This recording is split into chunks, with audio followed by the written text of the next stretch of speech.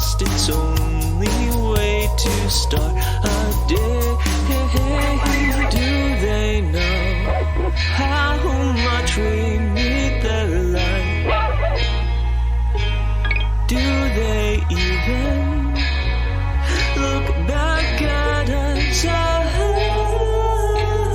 Don't they see how cold we are as darkness reigns in day? Could there be someone down here who brings back? Well, no longer dust on break. In darkness we awake. The sky made a mistake, now bring it back for pity's sake. No longer dust on break. In darkness we awake. The sky made a mistake, now bring it back for pity's sake. In darkness we awake. The sky made a mistake, now bring it back for pity's sake. No longer dust on break. In darkness we awake. The sky made a mistake, now bring it back for pity's sake. As we gaze at the stars, do they know we need their light now? Don't they see we're cold and weary? May I be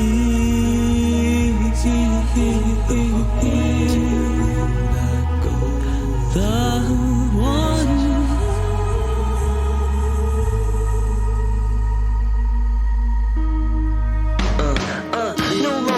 On break, in darkness we awake.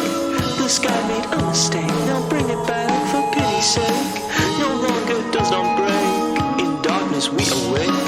The sky made a mistake, now bring it back for pity's sake. No longer does not break, in darkness we awake. The sky made a mistake, now bring it back for pity's sake. No longer does not break, in darkness we awake. Now bring it back for all our sake.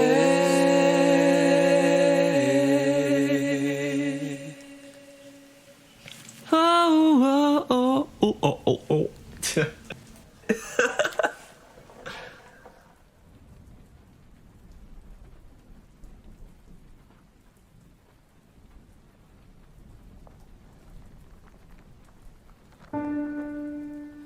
Join me for an adventure, oh, much like any other, with twists and turns and plot devices, words and wonder. Now my advice is listen close.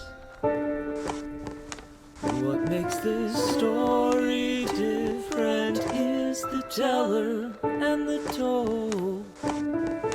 This one's ours and it's waiting to unfold.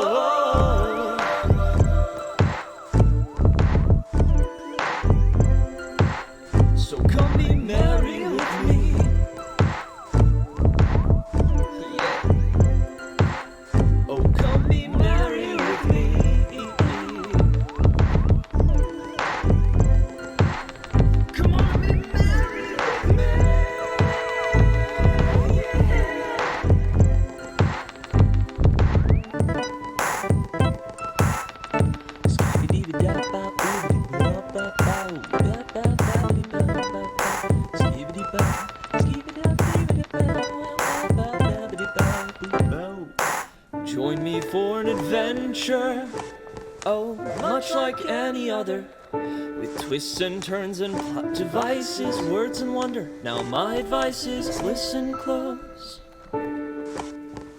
What makes this story different is the teller and the told.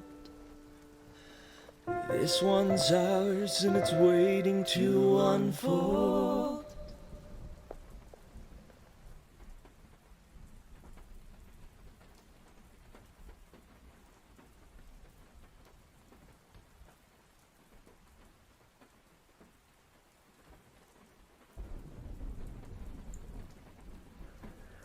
Hello, and welcome to the Merry Mitch Show.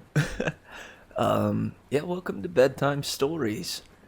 I'm pleased to be here, and it's good to have you guys with me. Um, what's poppin', Great Gazoo? It was cool to see you like right at the very start of the stream. I don't know. Anytime like I start the stream up and I immediately see like somebody in the stream, I don't know. It surprises me and brings a diggity darn smile to my dang face. So hey, I appreciate you jumping in right at the very start, and I hope you enjoyed the jams. I played one that I haven't played in a little while there, that I titled "Bring It Back," um, which yeah, I thought was a pretty fun one, and haven't played it in a while. So hope you enjoyed that one, along with the classic Merry Mitch intro. Hey, what's up, P Dubs? How you doing?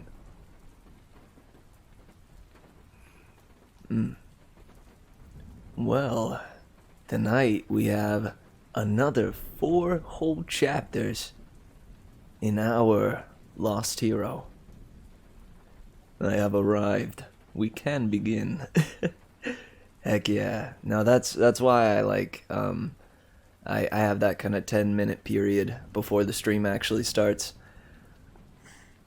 That way folks know it's up and running. And I appreciate you coming, P Dubs. As always.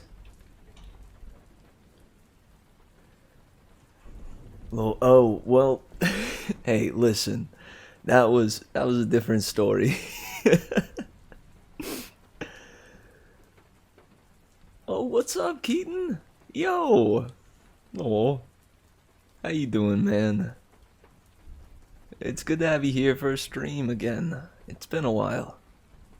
Hey, it me. I am here. I know. I meant to start this stream earlier than yesterday, but that just did not happen. Hey, thank you for that, host, Great Gazoo. I appreciate that greatly. But yeah, that did not happen. We're doing another late night bedtime stories.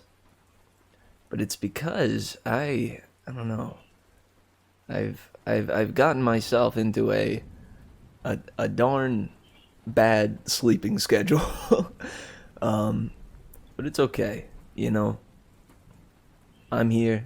I'm awake, and I've got my smoothie and my tea, and I'm ready for some Lost Hero, just as ready as Keaton. So let's go ahead. We'll we'll skip the one fish, two fish this time around, and jump right into our recap. Pull an all-nighter. That's sure to fix it. Heck, that's honestly not the worst of ideas. I hadn't really considered that. Well, heck. Shoot, I'd be crazy sleep deprived the next day, but I suppose I don't have too much to do tomorrow. I don't know. I'll consider it. I'll consider it. I haven't done an all-nighter in ages, actually. Huh. It's a curious suggestion there. But not the worst of suggestions. So, last we left off on The Lost Hero, our heroes wound up falling from the sky. We started it off with a bang, right? A crash, in fact, where something went haywire with Festus, the flying bronze dragon, and he just started plummeting out of the sky, throwing Piper and Jason and Leo off his back, and leaving them spiraling towards the ground. thankfully, with Jason being a son of Jupiter, he has at least some control over the wind and the sky, so he was able to soften their landing, but not without, but they still landed with some injuries and certainly some back pain. And for Piper, a horribly broken ankle. In fact, it got into, thankfully not too graphic detail, only mentioning that her toes and foot were not meant to be twisted in that direction. Thankfully, Piper had some ambrosia in her backpack. The nectar of the gods that, when fed to demigods, can speed up healing processes for them. But if they eat too much, they can burn to death and die and perish, legitimately turning to ash. So they try not to feed Piper too much, and they do a little bit of regular first aid, thanks to Leo's tool belt, which they find out through that about, the power that resides in Leo's tool belt, how he can pull seemingly anything from the tool belt so long as it is within reasonable size. He can't pull out like a great broadsword or anything too crazy from it, but any kind of tool you could find around a workshop, or parts and pieces, small stuff, even Tic Tacs or mints and stuff, you can pull out of that dang tool belt. But you have to give it some time to recharge whenever you ask it for too many things. So with that help, my friend says it's snowing in CO. That's Colorado. Is that right? Sorry, it's been a while since my days of studying maps and geography in homeschool. Colorado. Snap. Already. Man, it might be sure to be a real cold one for Colorado then, if it's snowing already. Oh yeah, and just Sunday it was 100 degrees. Wait, it was 100 degrees in Colorado on Sunday, and now it's snowing?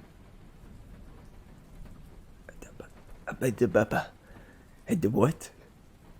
What? Excuse me, Mother Nature. You got some explaining to do. You can't just do something like that, can you? Zeus pulling some squiffy shite right now.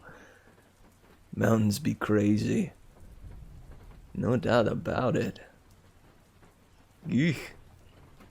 Heck, I don't know. Send some of that cool air our way,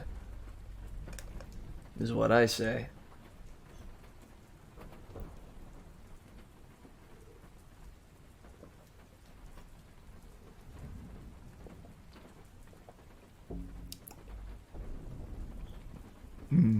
Smoothie. Okay, so Piper is all fixed up, right? You'll get thunderstorms tonight again. Yeah, I think so. It's meant to be stormy over where I'm at. Honestly, for this whole week. Kind of weird. The only thing that I'm not looking forward to about that much rain is rain doesn't tend to do great things for my mood. It's helpful at night, the pitter patter to help me fall asleep, but other than that, having it be rainy and stormy and gloomy throughout the day, I don't know. not too great a thing for my morale. I don't know about you guys, but the sun tends to bring with it hope and and light, you know? So, I thrive in storm. Keaton is a son of Jupiter or Zeus, confirmed? The saying goes, pitter patter, let's get, let's get at her. Heck, I can appreciate that. That's nice. B-dubs, I just finished binging the whole show. Oh, what show is that? Shoot, is Pitter Patter Let's Get At Her from a thing? Letterkenny. I have no idea what Letterkenny is.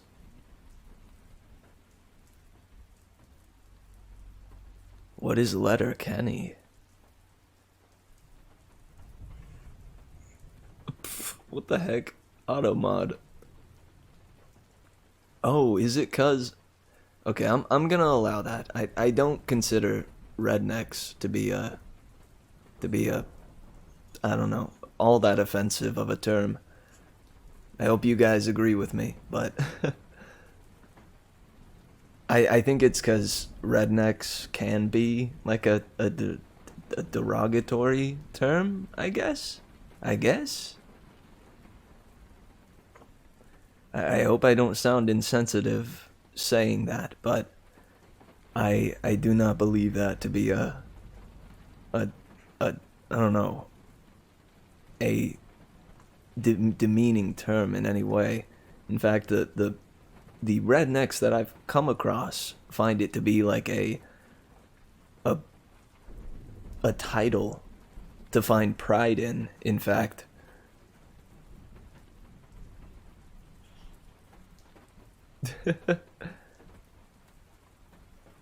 To be fair, it's a fairly accurate description for the show. Heck yeah. Badge of honor. Canadian comedy. I can get down with that. I don't know. Is it kind of its own like style of comedy, or does it relate to like the British style of comedy in any way? Shoot, I'm getting crazy derailed from this from this recap, but hey, that's okay. This is the last thing. Quick wit, right on. dude, don't worry about it. I don't know. I went along with it. No worries. So, with Piper, oh wait, Canadian comedy is kind of like British, dry, kind of deadpan and witty. Nice. I can appreciate that kind of humor. So, with Piper all fixed up, Leo says, "Hey, I'm gonna go check on the dragon. I'll be back." And Piper notices in Leo's tone that he's probably a lot more shaken up by Festus's malfunction than he's letting on.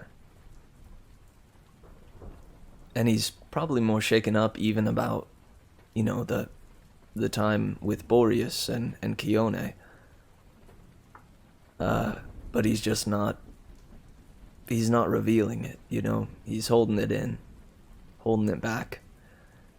And, it goes even deeper than that. He's also afraid about, Jason and Piper growing closer throughout this journey.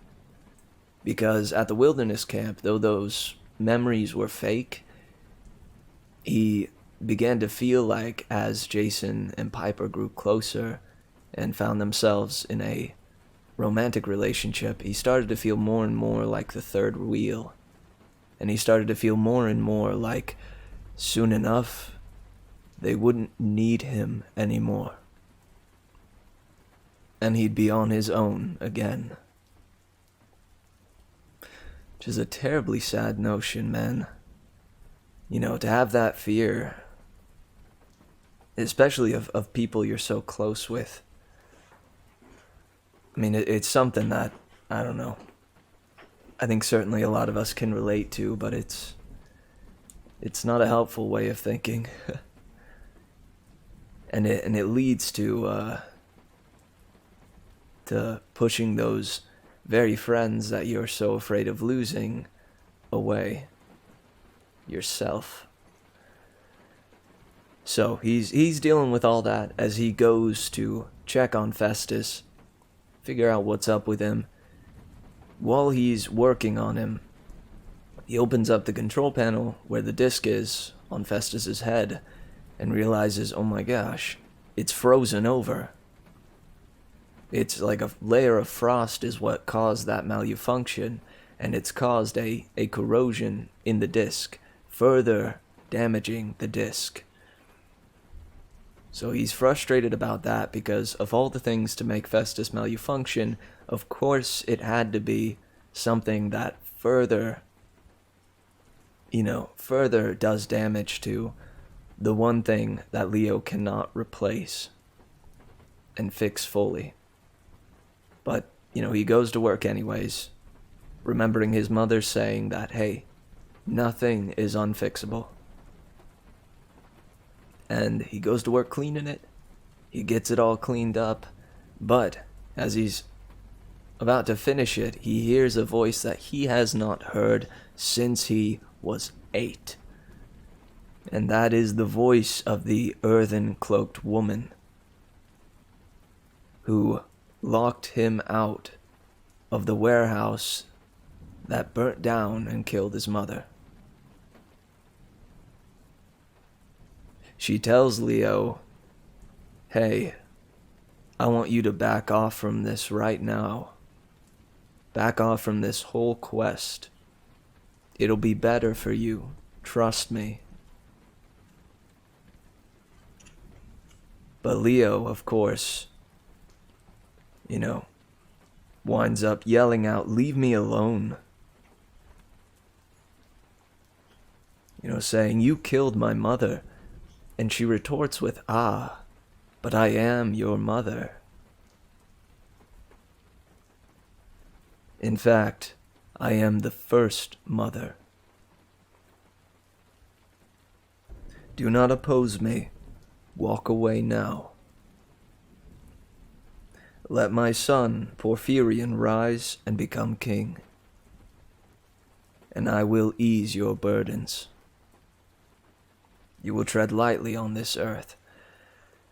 Though that seems a tempting offer, Leo's rage and dedication to his friends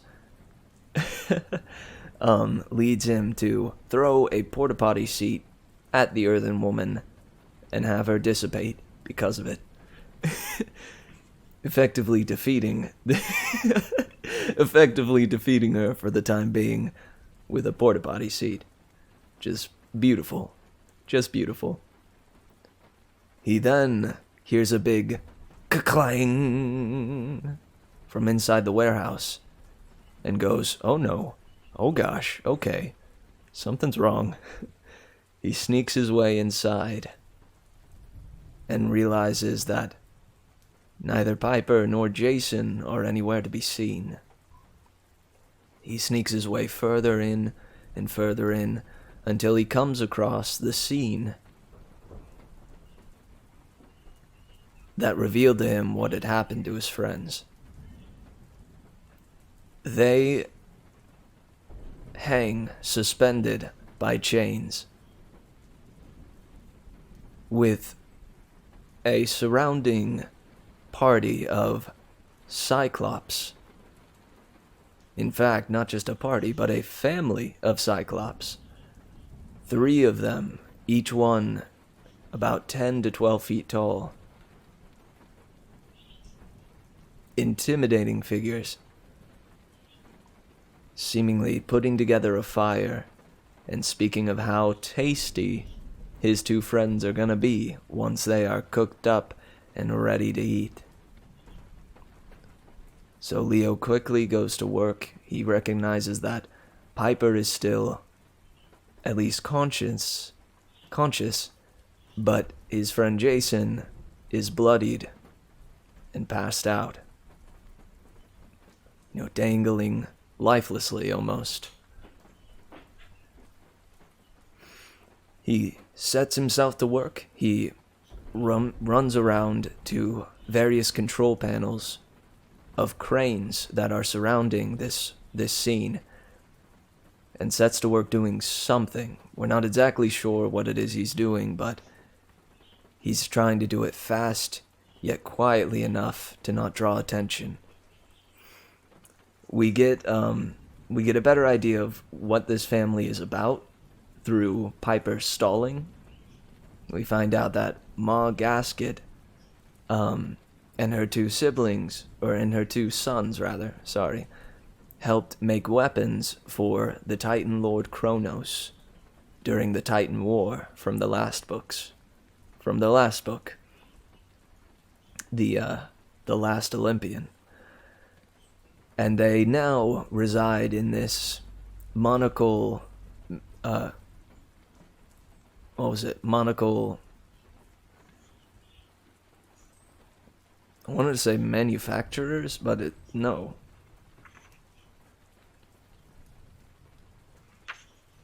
Monocle mechanics?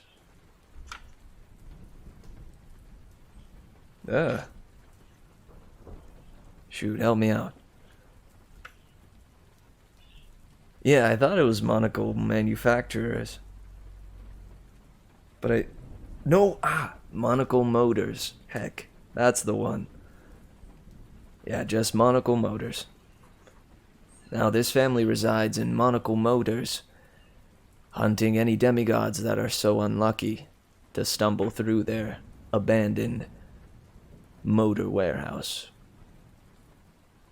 Even mentioning that the last demigod that they consumed, had a purple shirt and was a child of Mercury. Not Ares, but of Mercury. Leaving Jason to wonder, that sounds like me. That sounds like there was someone else out there that has a similar history to mine. And he says, maybe I'm not alone. But Piper retorts and says, Jason, you were never alone. You have us. And he says, I know, but come on. Like, I meant, Thankfully, Leo defeats Mama Shrek and her two sons by controlling cranes and expertly timed attacks, vaporizes the two sons. But then he's out of options with the cranes, but he noticed an engine suspended by a chain earlier. He gets Mama Shrek to take one step further so that she's directly under said engine. And he notices, though he's far too, he's at a distance away from the chain, that he shouldn't be able to notice that there is a weakness in the chain, that if he hits it just right, will loosen the entire thing and let the engine fall. So he says, hey, I told you I would, with a clever one-liner of, hey, I told you I'd kill you with fire. He shoots off a red-hot, or a white-hot, single bolt of flame. It strikes right through the chain and drops the engine on Ma Gasket's head and vaporizes her. Booyah. Success. In that fight, though, there was an explosion where Piper thought surely Leo is dead, gone, obliterated. But he stands up from the explosion as if nothing had ever happened, thus revealing by circumstance the thing that Leo had been keeping from Jason and Piper for so long, that he is the rare kind of son of Hephaestus that has control and immunity to flame.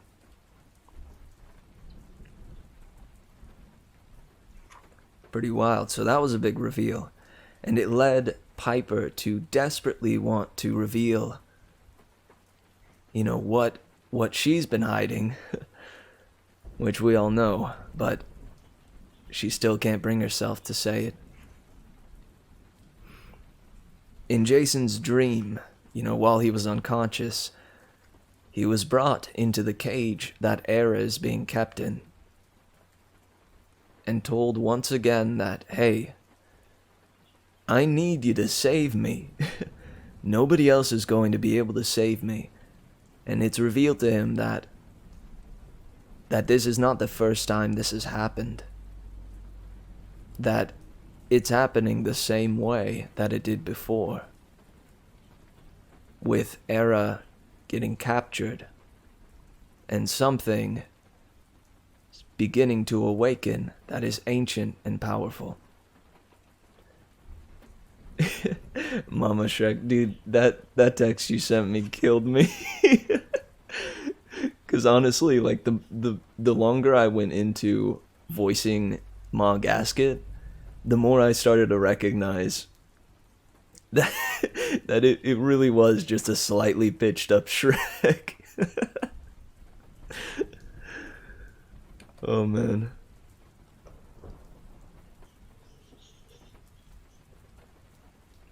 But I feel like it fit her so well.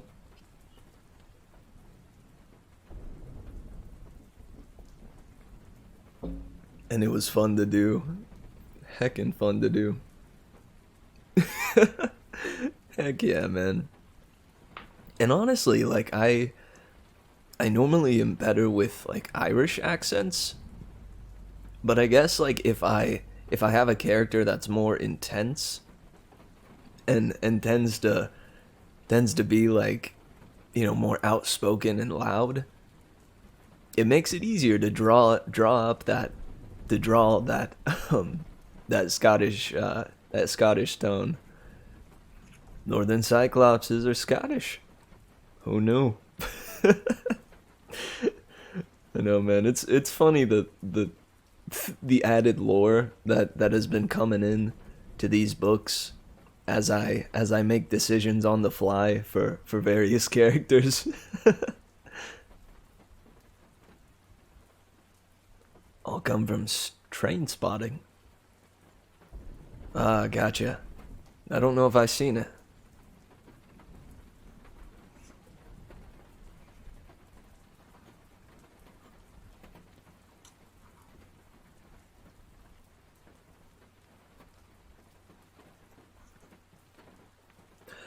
It is also revealed in that final chapter that we read last time that the reason Zeus closed the doors to Olympus was because he thought that, hey, if I just don't do anything, then those entities that are stirring, those ancient entities, will simply be lulled back to sleep. Right? If I'm quiet enough, Zeus says, they just won't wake up. That's totally, yeah. Oh yeah, I'm gonna go with that. But alas, Hera thought Zeus was a dunderhead for doing that, and had to go her own way and do what she felt was right. But it got her captured.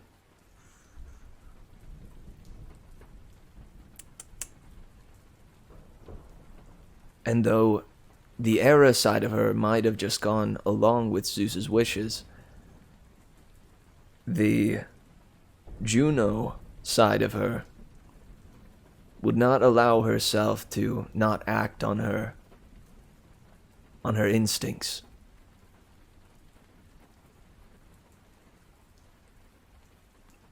We'll just turn off all the lights on Olympus and then pretend we're not home.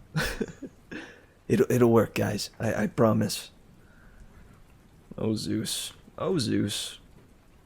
You doofus.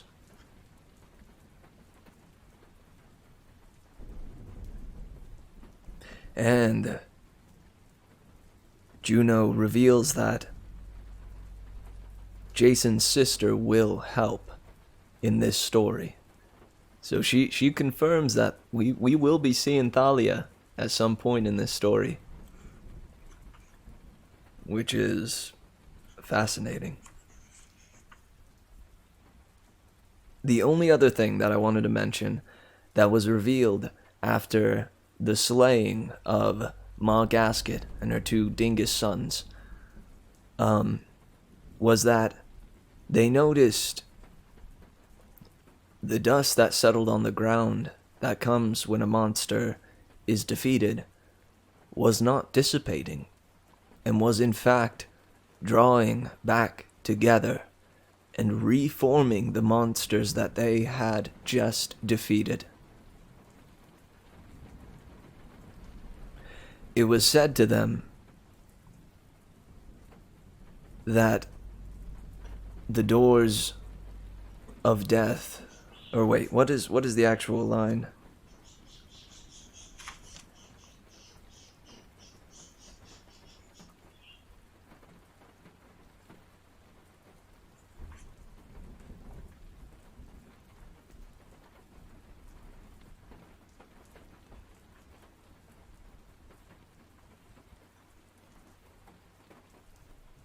Hang on, I think I can find it.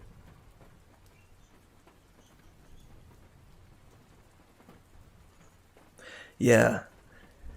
Boreas said something about this. The earth yielding up horrors. When monsters no longer stay in Tartarus. And souls are no longer confined to Hades. Apparently Boreas wasn't just talk. Wasn't just saying that for no reason. Spooky, dude. Now monsters come back within hours instead of years. Or even months, you know?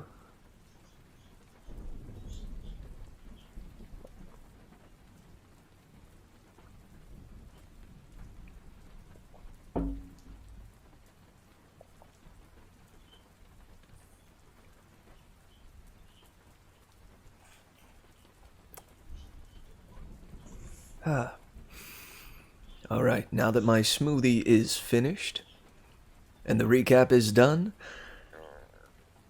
let's say we jump into our story. Eh? Yeah, story time?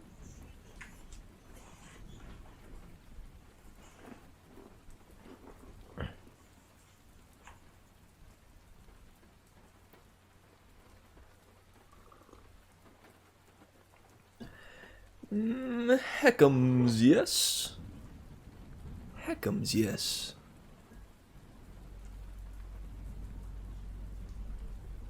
I am ready, dude.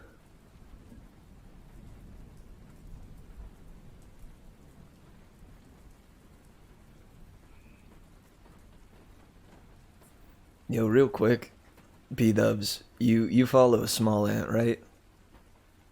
Did you see his recent stream when he went through all those glitches in Super Mario Odyssey? That was freaking wild. I think I caught one of the best parts with Harriet with the Harriet fight in the Sand Kingdom. I forget what that place is called. So good, dude. He came out with the video for it quite quick, too. Got that today. Yeah. Man, his, I don't know, his work ethic and, just the amount of content he's able to produce at the rate that he's producing it is, yeah, inspiring. Sorry, just wanted to bring that up for a sec.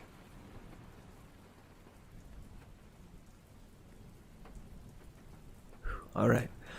one last sip of tea, and then let's get on.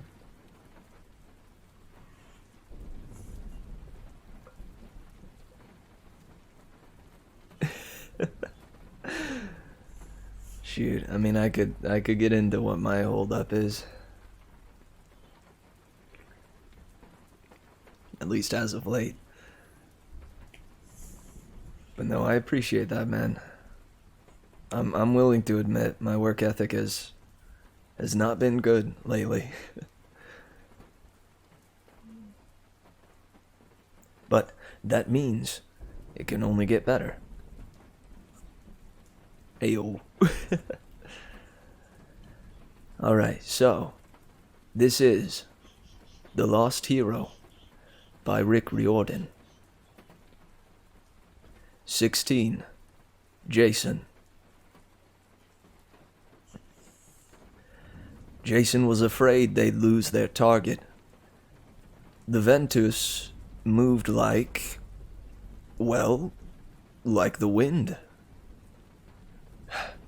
Speed up, he urged. Bro, Leo said. If I get any closer, he'll spot us. Bronze Dragon ain't exactly a stealth plane. Slow down, Piper yelped. The Storm Spirit dove into the grid of downtown streets. Festus tried to follow, but his wingspan was way too wide. His left wing clipped the edge of a building, slicing off a stone gargoyle before Leo pulled up. Get above the buildings, Jason suggested. We'll track him from there. You want to drive this thing? Leo grumbled, but he did what Jason asked. After a few minutes, Jason spotted the Storm Spirit again, zipping through the streets with no apparent purpose, blowing over pedestrians, ruffling flags, making cars swerve. Oh great, Piper said. There's two! She was right. A second Ventus blasted around the corner of the Renaissance Hotel and linked up with the first. They wove together in a chaotic dance, shooting to the top of a skyscraper, bending a radio tower, and diving back down toward the street. Those guys do not need any more caffeine. Those guys do not need any more caffeine, Leo said. I guess Chicago's a good place to hang out, Piper said. Nobody's going to question a couple more evil wins. More than a couple, Jason said. Look. The dragon circled over a wide avenue next to a lakeside park. Storm spirits were converging, at least a dozen of them, whirling around a big public art installation. Which one do you think is Dylan? Leo asked. I want to throw something at him. But Jason focused on the art installation. The closer they got to it, the faster his heart beat. It was just a public fountain, but it was unpleasantly familiar. Two 5-story monoliths rose from either end of a long granite reflecting pool. The monoliths seemed to be built of video screens, flashing the combined image of a giant face that spewed water into the pool. Maybe it was just a coincidence, but it looked like a high-tech, supersized version of that ruined reflecting pool he'd seen in his dreams, with those two dark masses jutting from either end. As Jason watched, the image on the screens changed to a woman's face, with her eyes closed. Leo, he said nervously. I see her, Leo said. I don't like her, but I see her. Then the screens went dark. The venti swirled together into a single funnel cloud and skittered across the fountain, kicking up a waterspout almost as high as the monoliths. They got to its center, popped off a drain cover, and disappeared underground. "Did they just go down a drain?" Piper asked. "How are we supposed to follow them?" "Maybe we shouldn't," Leo said. "That fountain thing is giving me seriously bad vibes. And aren't we supposed to, beware the earth?" Jason felt the same way, but they had to follow. It was their only way forward. They had to find Era, and they now had only 2 days until the solstice. "Put us down in that park," he suggested. "We'll check it out on foot." Festus landed in an open area between the lake and the skyline. The sign said Grant Park, and Jason imagined it would have been a nice place in the summer, but now it was a field of ice, snow, and salted walkways. The dragon's hot metal feet hissed as they touched down. Festus flapped his wings unhappily and shot fire into the sky. But there was no one around to notice. The wind coming off the lake was bitter cold. Anyone with sense would be inside. Jason's eyes stung so badly he could barely see. They dismounted, and Festus the dragon stomped his feet. One of his ruby eyes flickered, so it looked like he was blinking. "Is that normal?" Jason asked. Leo pulled a rubber mallet from his tool bag. He whacked the dragon's bad eye, and the light went back to normal. "Yeah," Leo said. "Festus can't hang around here, though, in the middle of the park. They'll arrest him for loitering. Maybe if I had a dog whistle... He rummaged in his tool belt, but came up with nothing. "Too specialized?" he guessed. "Okay, give me a safety whistle. They got that in lots of machine shops." This time, Leo pulled out a big plastic orange whistle. Coach Edge would be jealous. "Okay, Festus, listen." Leo blew the whistle.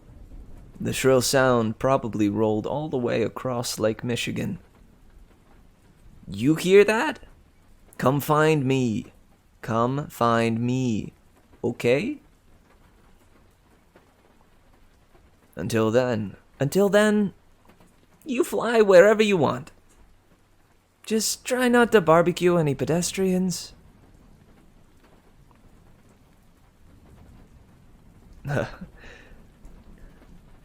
"You hear that? Come find me, okay? Until then, you fly wherever you want. Just try not to barbecue any pedestrians." The dragon snorted, hopefully in agreement. Then he spread his wings and launched into the air. Piper took one step and winced. "Your ankle." Jason felt bad he'd forgotten about her injury back in the Cyclops factory. "That nectar we gave you might be wearing off." I'm fine." She shivered, and Jason remembered his promise to get her a new snowboarding coat. He hoped he lived long enough to find her one. She took a few more steps with only a slight limp, but Jason could tell she was trying not to grimace. Let's get out of the wind, he suggested. Down a drain? Piper shuddered. Sounds cozy. They wrapped themselves up as best they could and headed towards the fountain.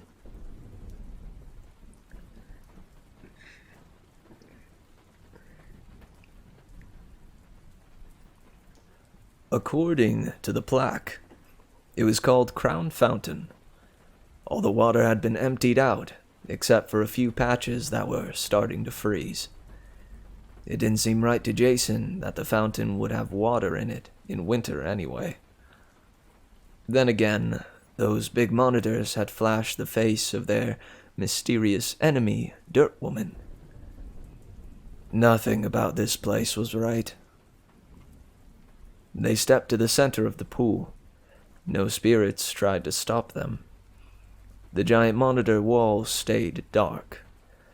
The drain hole was easily big enough for a person, and a maintenance ladder led down into the gloom. "Oh, thanks, Dad. I appreciate you coming by to check in. And I hope you sleep tight."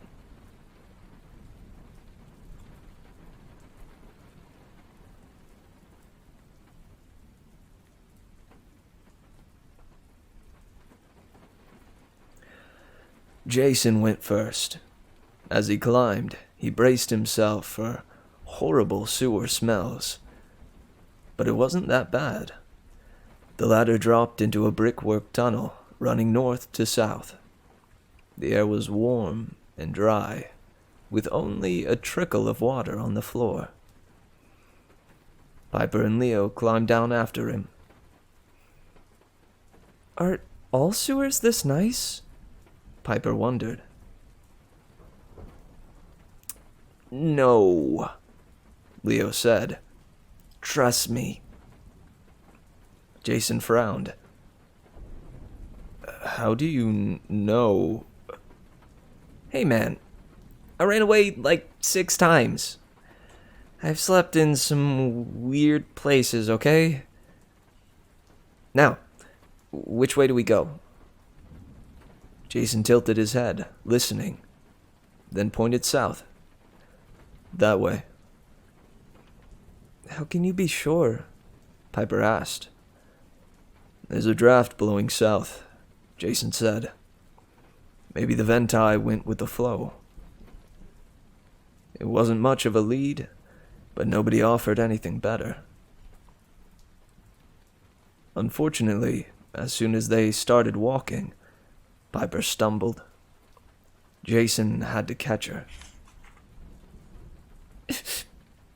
Stupid ankle. Stupid ankle. She cursed. "Let's rest," Jason decided. "We could all use it. We've been going non-stop for over a day." "Leo, can you pull any food from that tool belt besides breath mints?" Thought you'd never ask. Chef Leo is on it. Piper and Jason sat on a brick ledge while Leo shuffled through his pack. Jason was glad to rest. He was still tired and dizzy, and hungry too. But mostly, he wasn't eager to face whatever lay ahead. He turned his gold coin in his fingers. If you are to die, Era had warned. It will be by her hand. Whoever her was. After Keone, the Cyclops mother, and the weird sleeping lady, the last thing Jason needed was another psycho-villainess in his life. Another psycho-villainess in his life. It wasn't your fault, Piper said. He looked at her blankly. What? Getting jumped by the Cyclops, she said. It wasn't your fault. He looked down at the coin in his palm. I was stupid. I left you alone and walked into a trap. I should have known. He didn't finish. There were too many things he should have known. Who he was, how to fight monsters, how Cyclops lure their victims by mimicking voices and hiding in shadows, and 100 other tricks. All that information was supposed to be in his head. He could feel the places it should be, like empty pockets. If Hera wanted him to succeed, why had she stolen the memories that could help him? She claimed his amnesia had kept him alive. But that made no sense. He was starting to understand why Annabeth had wanted to leave the goddess in her cage. Hey, Piper nudged his arm. cut yourself some slack. Just because you're the son of Zeus doesn't mean you're a one-man army. A few feet away, Leo lit a small cooking fire. He hummed as he pulled supplies out of his pack and his tool belt. In the firelight, Piper's eyes seemed to dance. Jason had been studying them for days now, and he still couldn't decide what color they were.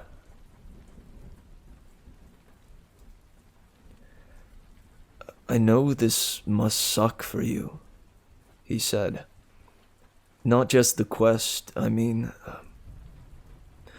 the way I appeared on the bus, the mist messing with your mind, and making you think I was, you know. She dropped her gaze. Yeah. Well, none of us asked for this. It's not your fault. She tugged at the little braids on each side of her head. Again, Jason thought how glad he was that she'd lost the Aphrodite blessing. With the makeup and the dress and the perfect hair, she looked about 25, glamorous, and completely out of his league. He'd never thought of beauty as a form of power. But that's the way Piper had seemed. Powerful.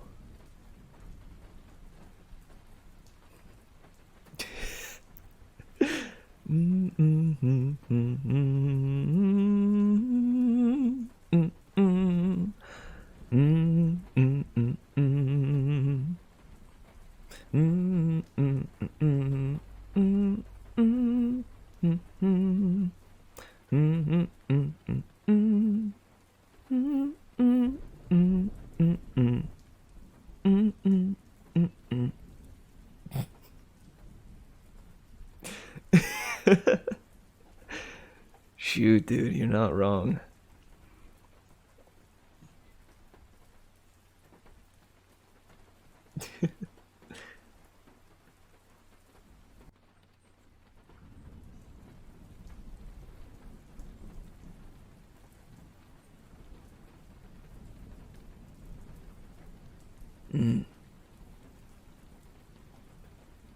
No doubt about it.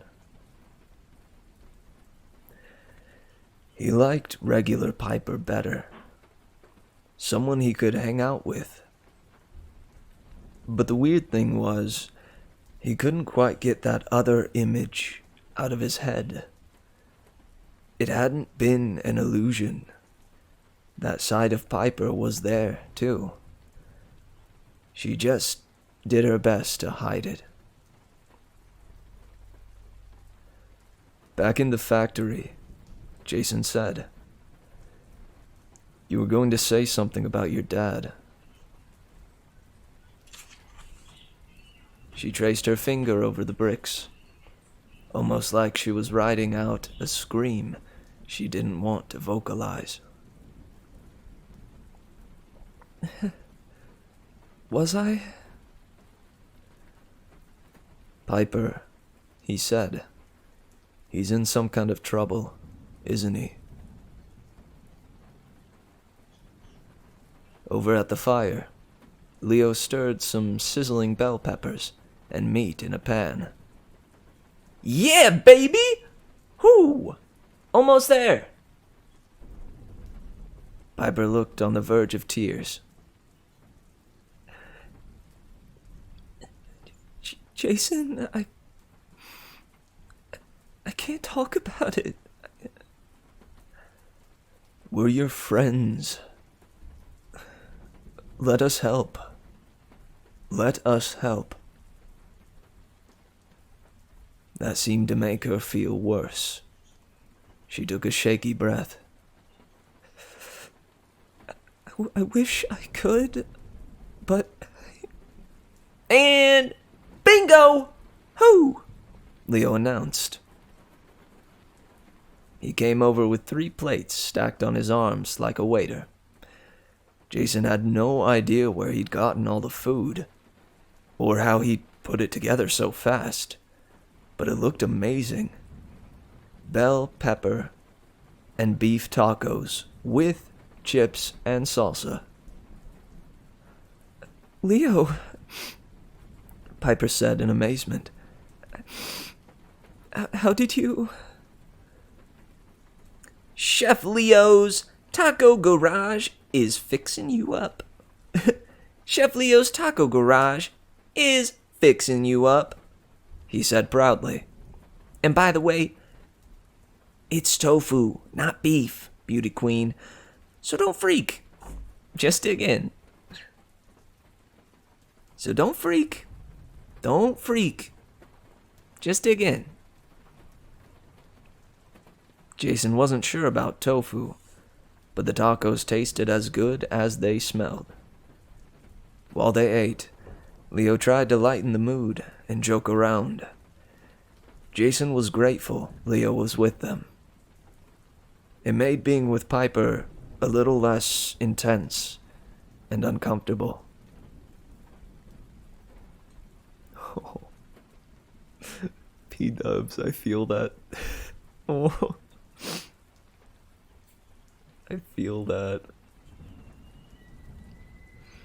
At the same time, he kind of wished he was alone with her. But he chided himself for feeling that way. After Piper ate, Jason encouraged her to get some sleep. Without another word, she curled up and put her head in his lap. In 2 seconds, she was snoring. Jason looked up at Leo, who was obviously trying not to laugh. They sat in silence for a few minutes, drinking lemonade Leo had made from canteen water and powder mix.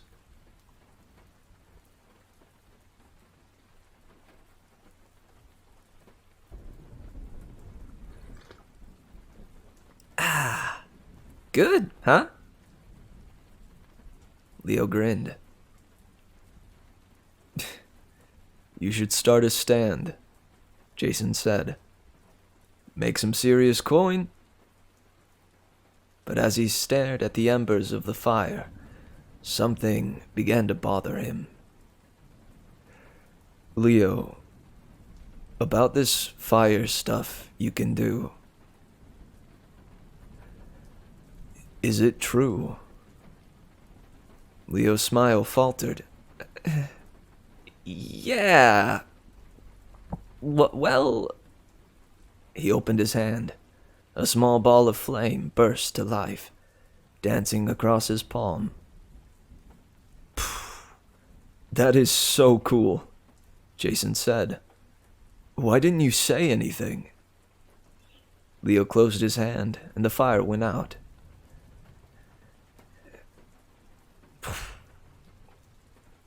Didn't want to look like a freak.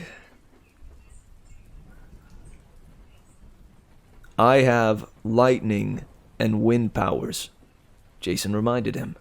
Piper can turn beautiful and charm people into giving her BMWs. You're no more a freak than we are. And hey, maybe you can fly too. Like, jump off buildings and yell, "Flame on!" Leo snorted. If I did that, you would see a flaming kid falling to his death. And I would be yelling something a little stronger than "flame on." Trust me. Festus Cabin doesn't see fire powers as cool. Nisa told me they're super rare.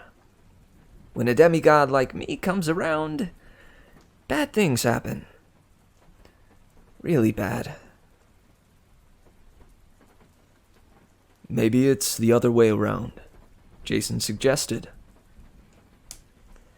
Maybe people with special gifts show up when bad things happen. Because that's when they're needed most.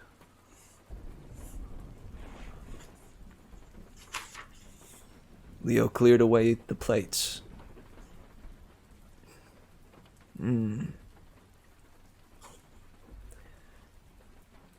Maybe. But I'm telling you, it's not always a gift.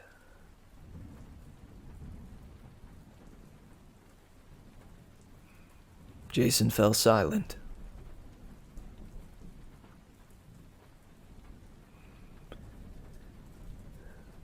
You're talking about your mom, aren't you? The night she died. Leo didn't answer. He didn't have to.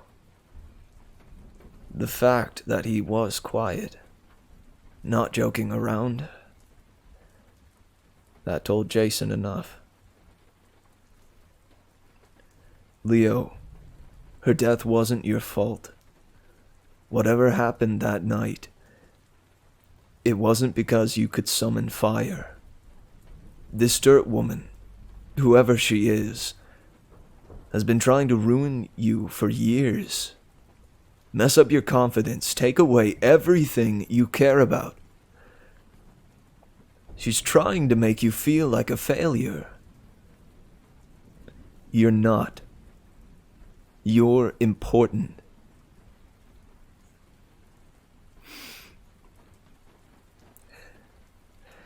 That's what she said. Leo looked up, his eyes full of pain. She said I was meant to do something important. Something that would make or break that big prophecy about the 7 demigods. That's what scares me. I don't know if I'm up to it. Jason wanted to tell him everything would be all right, but it would have sounded fake. Jason didn't know what would happen.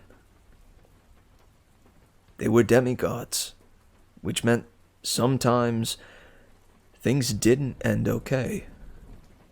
Sometimes you get eaten by a cyclops instead of escaping it.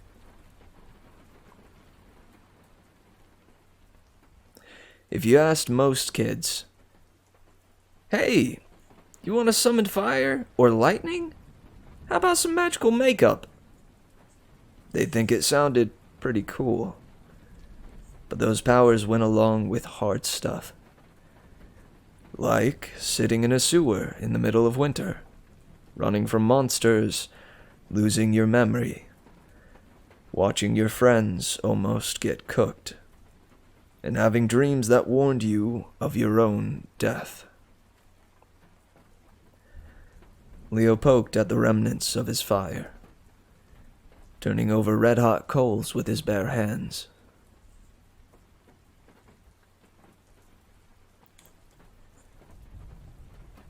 You ever wonder about the other 4 demigods?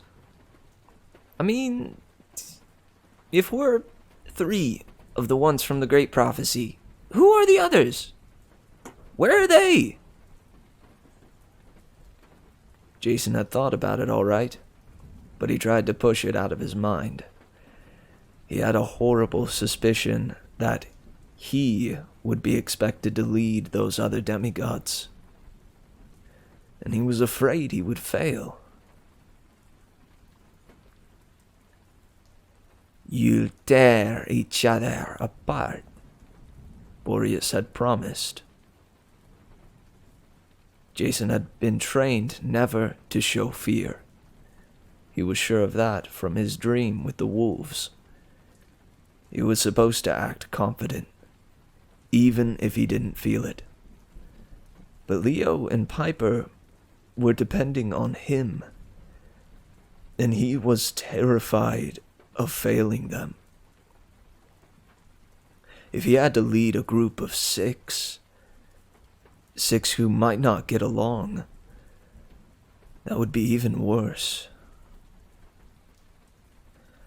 I don't know, he said at last. I guess the other 4 will show up when the time is right. Who knows? Maybe they're on some other quest right now. Leo grunted. I bet their sewer's nicer than ours. I bet their sewer's is nicer than ours. The draft picked up, blowing toward the south end of the tunnel. Get some rest, Leo, Jason said. I'll take first watch.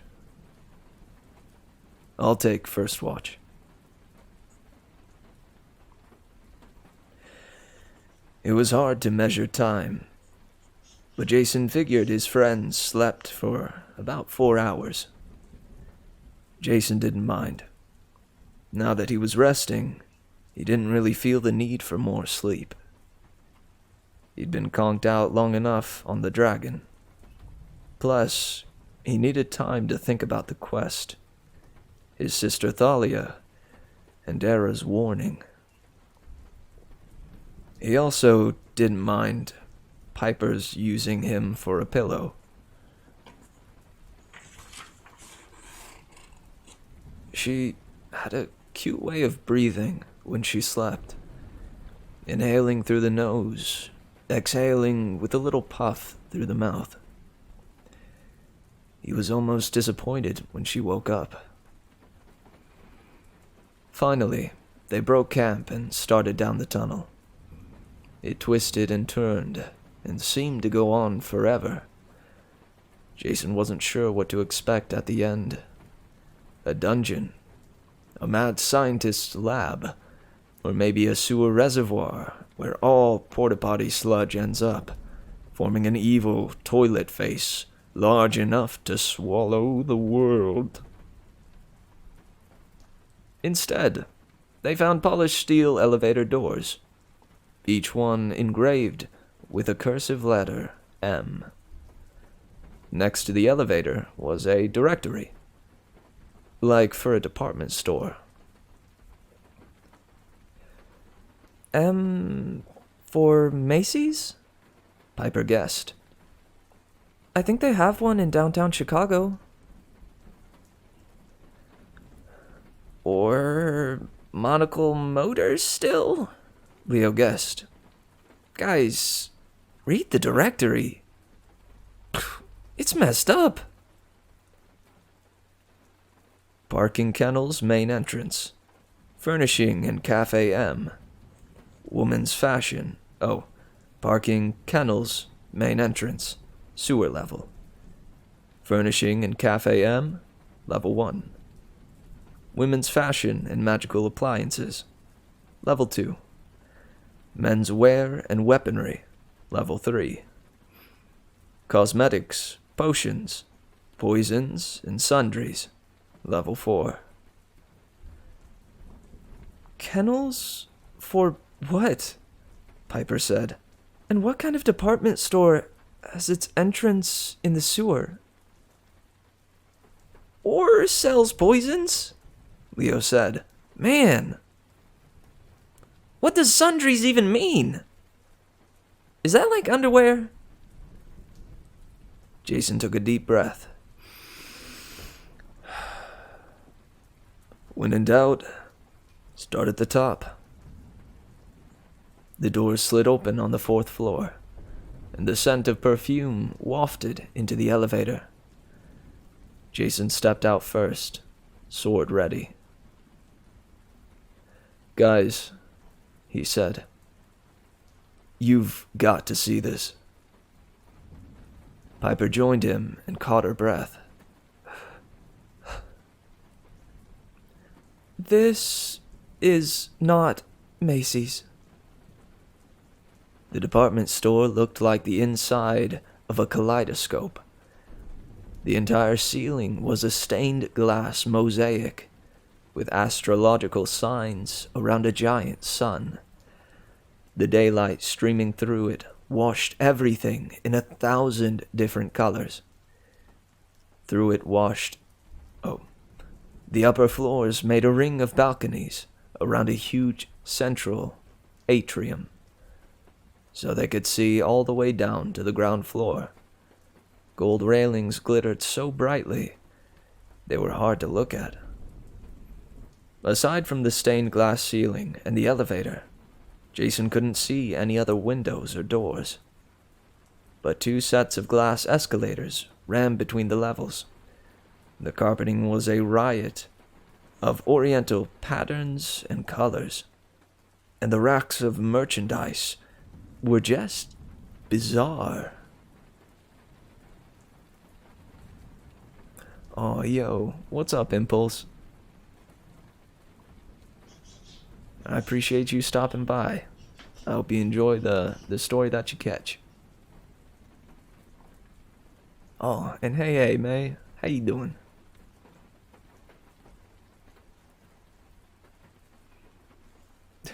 And heck yeah, someone give Leo a hug. I agree, Ava.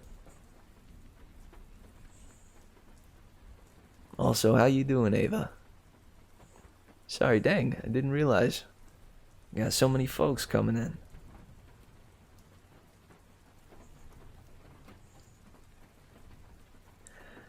There was too much to take in at once. But Jason saw normal stuff like shirt racks and shoe trees mixed in with armored mannequins, beds of nails, and fur coats that seemed to be moving. Leo stepped to the railing and looked down. Whew, check it out! In the middle of the atrium, a fountain sprayed water 20 feet into the air, changing color from red to yellow to blue. The pool glittered with gold coins, and on either side of the fountain stood a gilded cage, like an oversized canary cage.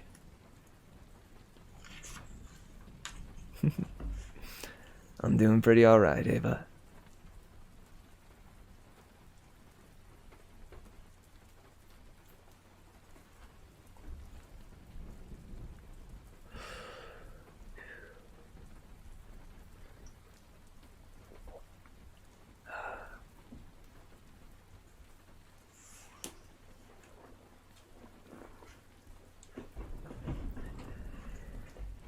Inside one, a miniature hurricane swirled and lightning flashed. Somebody had imprisoned the storm spirits, and the cage shuddered as they tried to get out. In the other, frozen like a statue, was a short, buff satyr, holding a tree branch club. "Coach Hedge," Piper said, "we've got to get down there." A voice said, "May I help you find something?" All 3 of them jumped back. A woman had just appeared in front of them. She wore an elegant black dress with diamond jewelry, and she looked like a retired fashion model, maybe 50 years old, though it was hard for Jason to judge. Her long dark hair swept over one shoulder, and her face was gorgeous, in that surreal, supermodel way.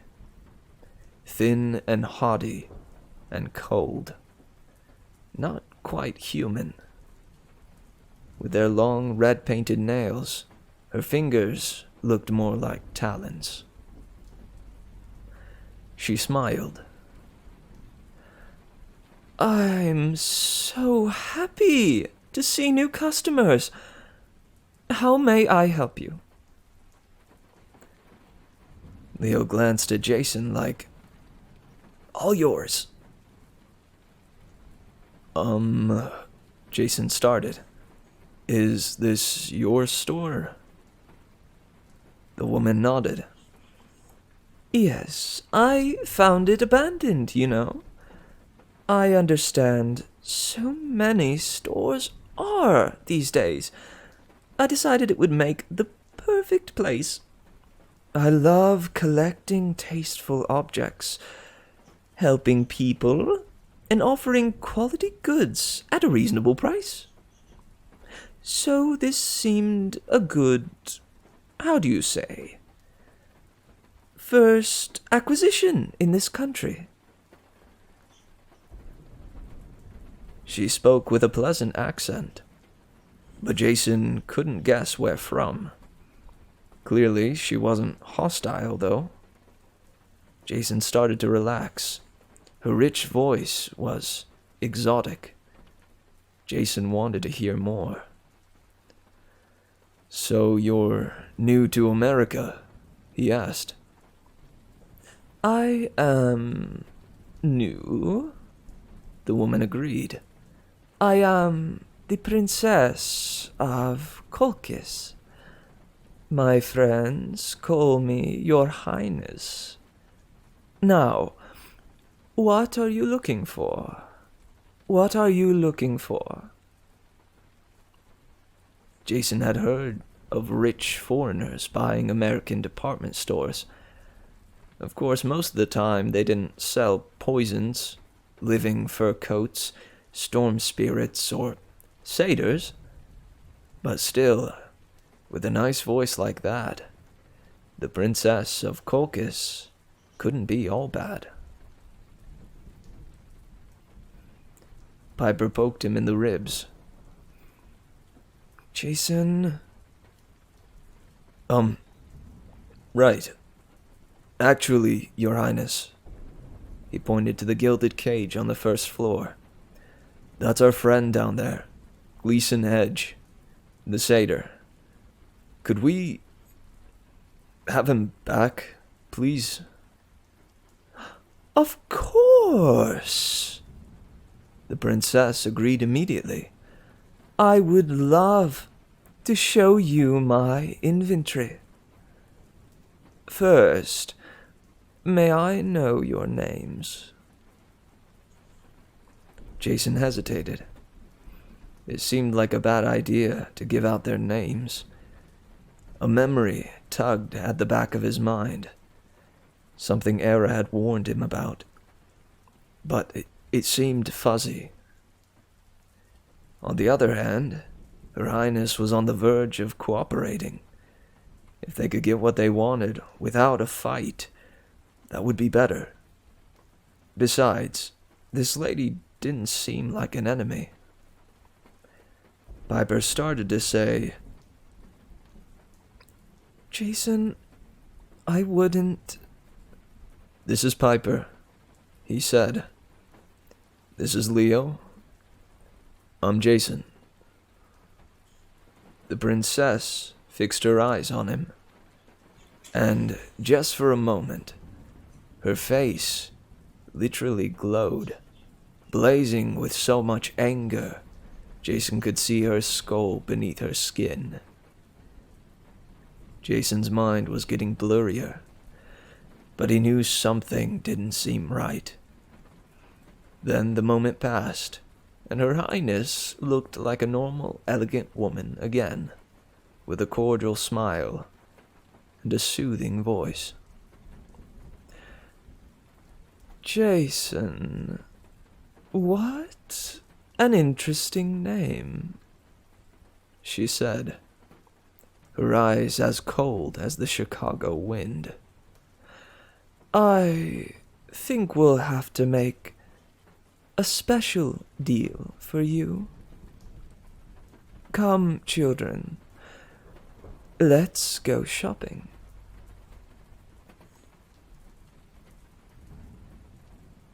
Let's go shopping.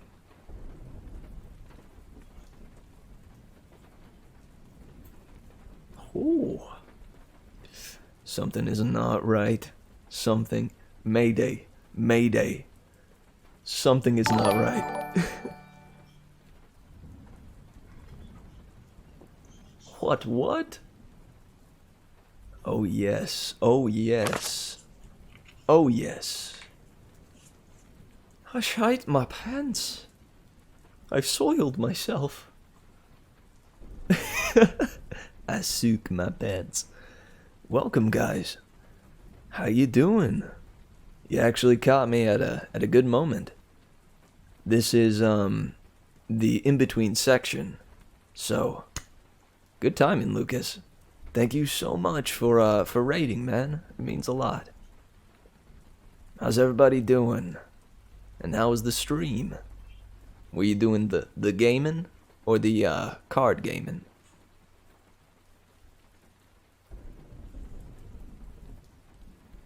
To give you a little idea of what I do here, in an effort to practice my voice acting and introduce myself and others to new literature, to new or nostalgic literature, I read books and short stories on stream. Heck yeah, it tends to be a relaxing time.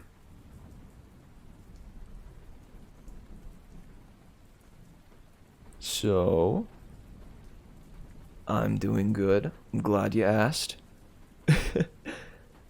And Rob, it's good to see you again, man. It's been a while. And thank you, Bean Soldier TV, for following. And thank you, Logan Jia. Do you say it like that? Jia. Jia, dude. Logan Jia. Logan Jia.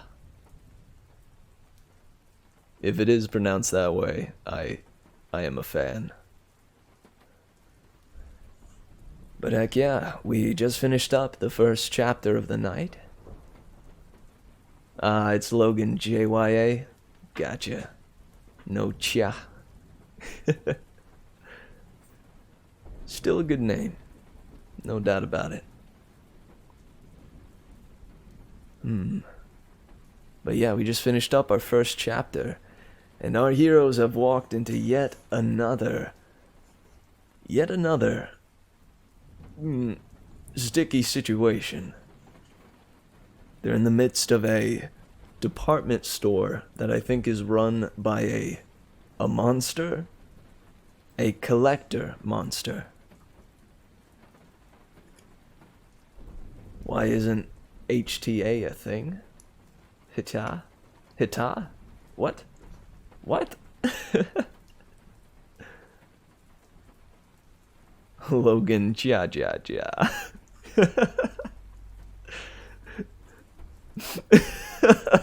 Dude, I love that even more. Logan Jia Jia Jia. Jia Jia Jia. But heck yeah, we'll be getting into our next chapter here in a moment. So if you're looking for, I don't know, a little story time, you've come to the right place.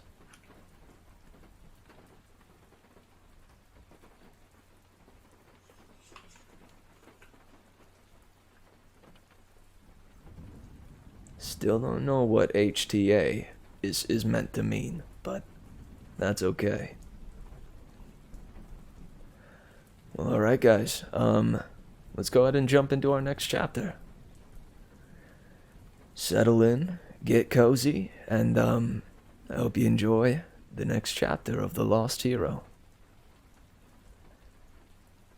17. Piper. Piper wanted to run for the elevator.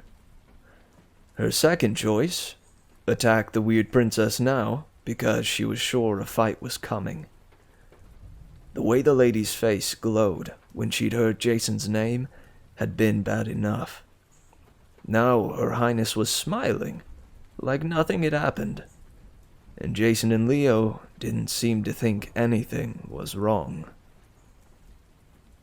The princess gestured toward the cosmetics counter. Shall we start with potions? Cool, Jason said. Guys, Piper interrupted. We're here to get the storm spirits and Coach Hedge. If this princess is really our friend... Oh, I'm better than a friend, my dear, Her Highness said. I'm a saleswoman. Her diamonds sparkled, and her eyes glittered like a snake's, cold and dark. Don't worry. We'll work our way down to the first floor, eh? Leo nodded eagerly. Sure, yeah, that sounds okay. Right, Piper? Piper did her best to stare daggers at him. No, it is not okay. Of course it's okay. Her Highness put her hands on Leo and Jason's shoulders and steered them towards the cosmetics. Come along, boys. Piper didn't have much choice except to follow. She hated department stores, mostly because she'd gotten caught stealing from several of them. Well, not exactly caught, and not exactly stealing. She talked salesmen into giving her computers, new boots, a gold ring, once even a lawnmower, though she had no idea why she wanted one. She never kept that stuff. She just did it to get her dad's attention. Usually she talked her neighborhood UPS guy into taking the stuff back. But of course the salesmen she duped always came to their senses and called the police, who eventually tracked her down. Anyway, she wasn't thrilled to be back in a department store, especially one run by a crazy princess who glowed in the dark.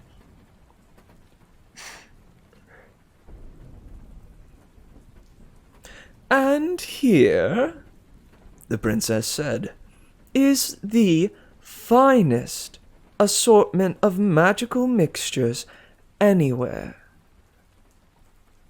The counter was crammed with bubbling beakers and smoking vials on tripods. Lining the display shelves were crystal flasks, some shaped like swans or honey bear dispensers. The liquids inside were every color, from glowing white to polka dot. And the smells, ugh.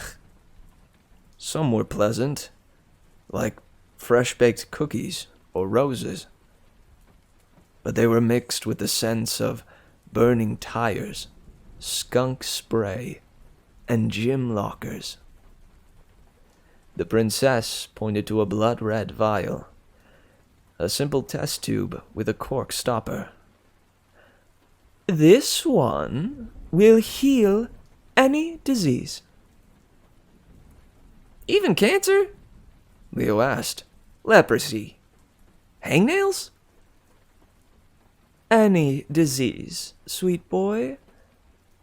And this vial, she pointed to a swan-shaped container with blue liquid inside, will kill you very painfully. Awesome, Jason said. His voice sounded dazed and sleepy. Jason, Piper said, we've got a job to do. Remember? She tried to put power in her words, to snap him out of his trance with charm speak, but her voice sounded shaky, even to her. The princess woman scared her too much, made her confidence crumble, just the way she'd felt back in the Aphrodite cabin with Drew. Job to do, Jason muttered. Sure, but shopping first, okay? The princess beamed at him. Then we have potions for resisting fire. Got that covered, Leo said. Indeed. The princess studied Leo's face more closely. You don't appear to be wearing my trademark sunscreen. But no matter. We also have potions that cause blindness, insanity, sleep, or... Wait. Piper was still staring at the red vial. Could that potion cure lost memory? The princess narrowed her eyes. Possibly. Yes.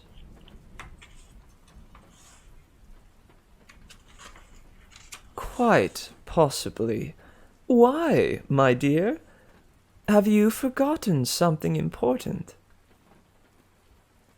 Piper tried to keep her expression neutral.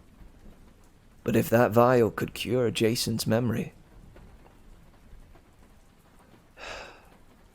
Do I really want that?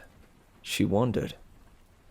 If Jason found out who he was, he might not even be her friend. Era had taken away his memories for a reason. She told him it was the only way he'd survived at Camp Half-Blood. What if Jason found out that he was their enemy? Or something like it. He might come out of his amnesia and decide he hated Piper. He might have a girlfriend wherever he came from. It doesn't matter, she decided, which kind of surprised her. Jason always looked so anguished when he tried to remember things. Piper hated seeing him that way. She wanted to help him because she cared about him, even if that meant losing him. And maybe it would make this trip through her craziness's department store worthwhile. How much? Piper asked. The princess got a faraway look in her eyes. Well, now...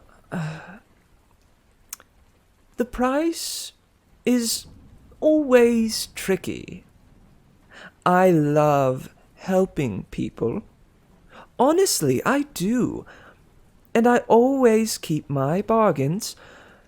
But sometimes people try to cheat me.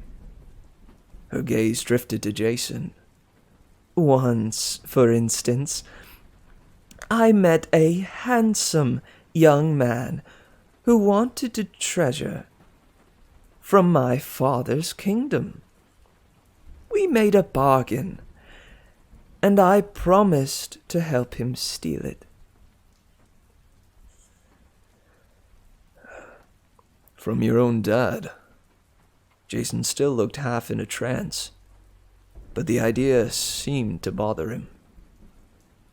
Oh, don't worry, the princess said. I demanded a high price. The young man had to take me away with him. I was quite good-looking, dashing. Oh, he was quite good-looking, dashing, strong. She looked at Piper. I'm sure, my dear, you understand how one might be attracted to such a hero and want to help him. Piper tried to control her emotions, but she probably blushed. She got the creepiest feeling the princess could read her thoughts. Yeah, dude, this is getting creepy.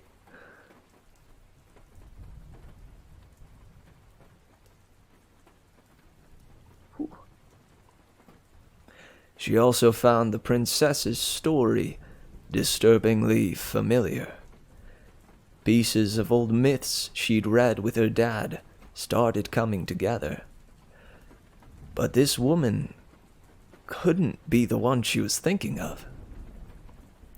At any rate, Her Highness continued, my hero had to do many impossible tasks, and I'm not bragging when I say he couldn't have done them without me. I betrayed my own family to win the hero his prize, and still he cheated me of my payment. Cheated? Jason frowned, as if trying to remember something important. That's messed up, Leo said. Her Highness patted his cheek affectionately. I'm sure you don't need to worry, Leo. You seem honest. You would always pay a fair price, wouldn't you? Leo nodded. What were we buying again? I'll take two. Piper broke in. So, the vial, Your Highness? How much? The princess assessed Piper's clothes, her face, her posture, as if putting a price tag on one slightly used demigod. Would you give anything for it, my dear? The princess asked. I sense that you would. The words washed over Piper as powerfully as a good surfing wave. The force of the suggestion nearly lifted her off her feet. She wanted to pay any price. She wanted to say yes. Then her stomach twisted. Piper realized she was being charm-spoken. She'd sensed something like it before, when Drew spoke at the campfire. But this was 1,000 times more potent. No wonder her friends were dazed. Was this what people felt when Piper used charm-speak? A feeling of guilt settled over her. She summoned all her willpower. No, I won't pay any price, but a fair price, maybe. After that, we need to leave. Right, guys? Right, guys? Just for a moment, her words seemed to have some effect. The boys looked confused. Leave? Jason said. You mean after shopping? Leo asked. Piper wanted to scream, but the princess tilted her head, examining Piper with newfound respect. Impressive, the princess said. Not many people could resist my suggestion. Are you a child of Aphrodite, my dear? Ah, yes, I should have seen it. No matter. Perhaps we should shop a while longer before you decide what to buy, eh? But the vial... Now, boys, she turned to Jason and Leo. Her voice was so much more powerful than Piper's, so full of confidence. Piper didn't stand a chance.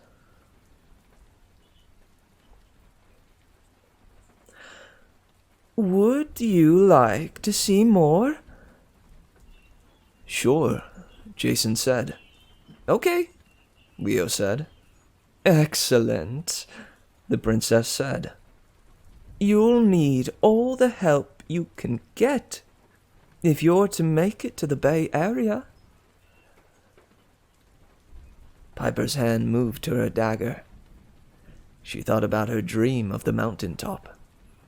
The scene Enceladus, or Enceladus, had shown her. A place she knew, where she was supposed to betray her friends in 2 days. The Bay Area? Piper said. Why the Bay Area? The princess smiled. Well, that's where they'll die, isn't it? Then she led them toward the escalators. Jason and Leo still looking excited to shop.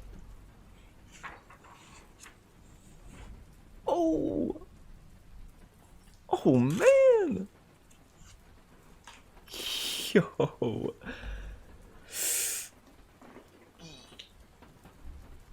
Yo, who is this princess?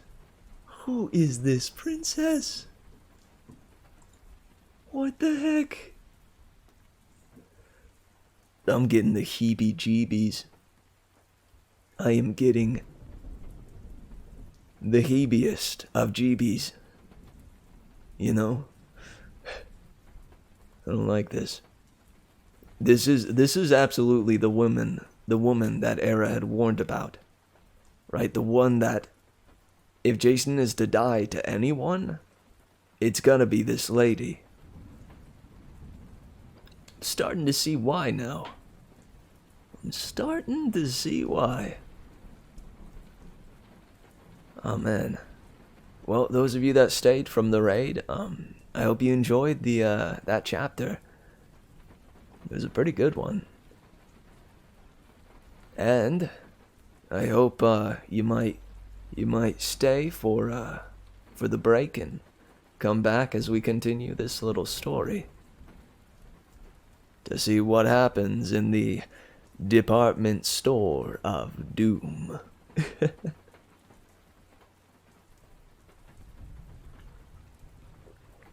With this charm-speaking princess.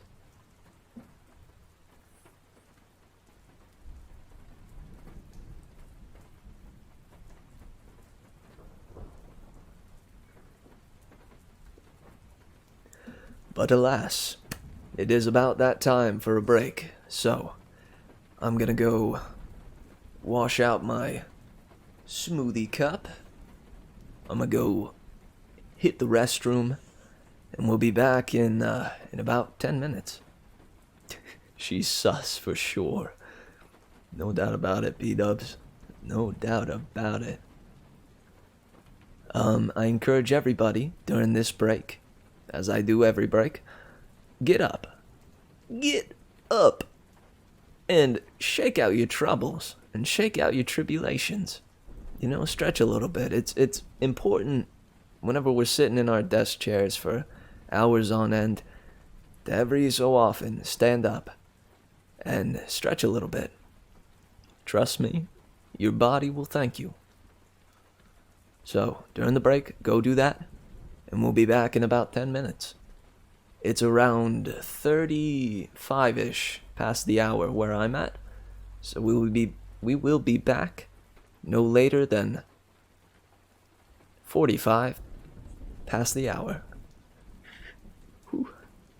Hope to see you guys then, and enjoy the jams while I'm away.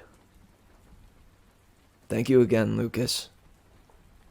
Honest to goodness, I appreciate the love sent my way. Alright, see you guys soon. Till I return, wildflowers. Keep on swaying. Alright, be right back.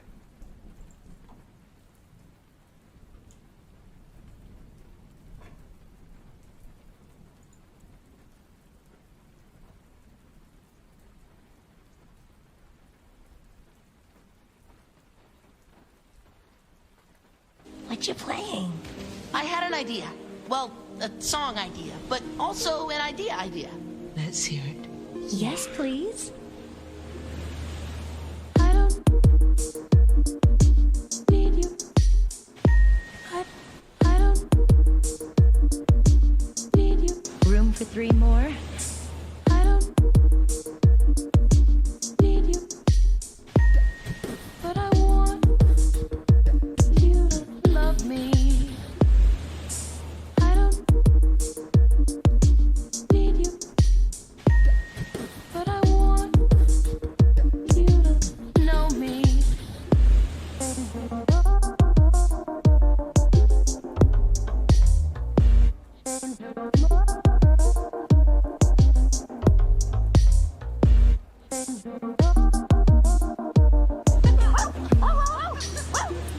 Change your mind.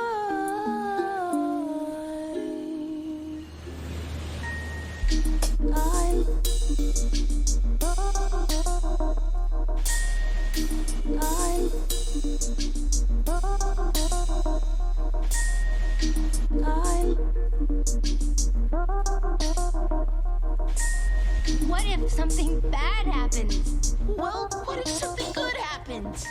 I need you. Need you. I need you. Always, I need you. always, Need you. I need you. always. So why didn't you just come back? I want to, but I just. I need you. Need you. I need you. Always, I need you. always, Need you. I need you. always. Let's hear it.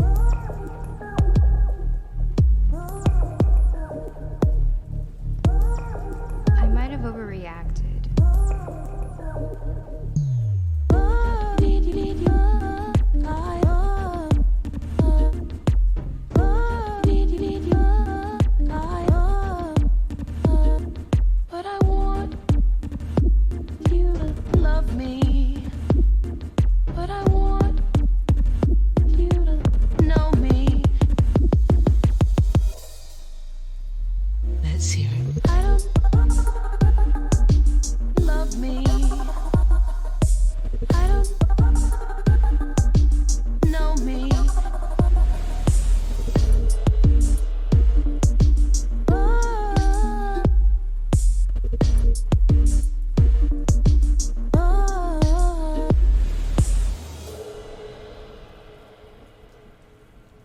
But I want you to love me.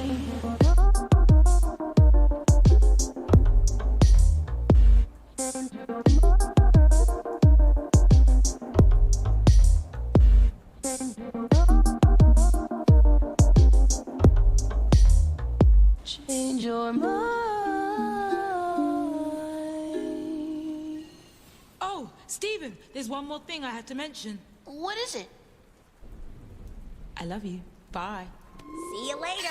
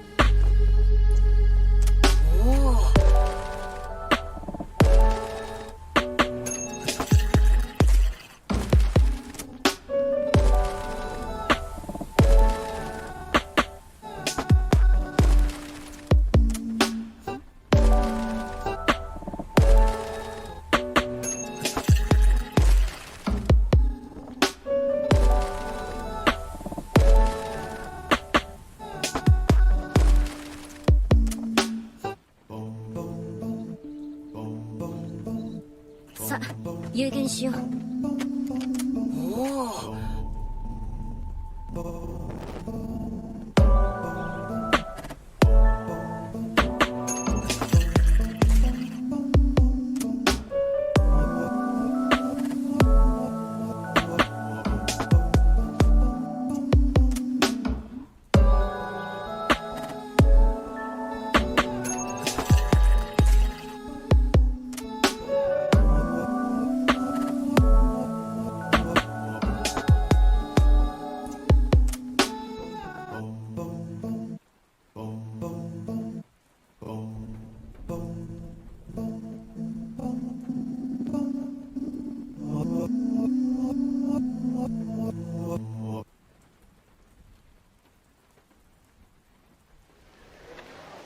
Play it, Sam. Play as time goes by. What the fuck have you done lately?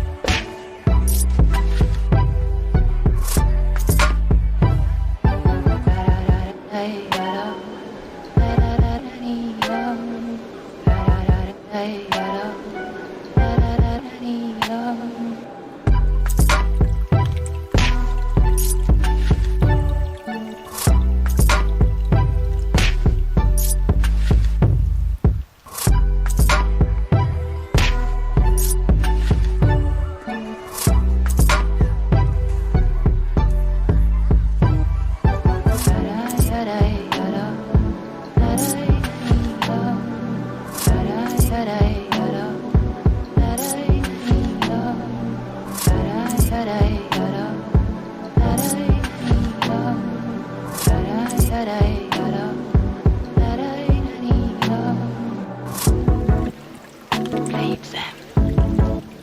Play as time goes by.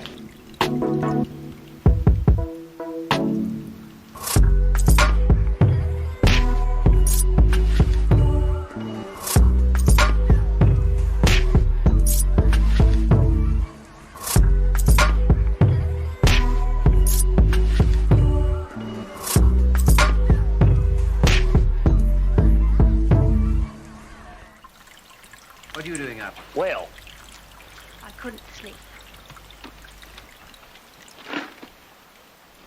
good evening then.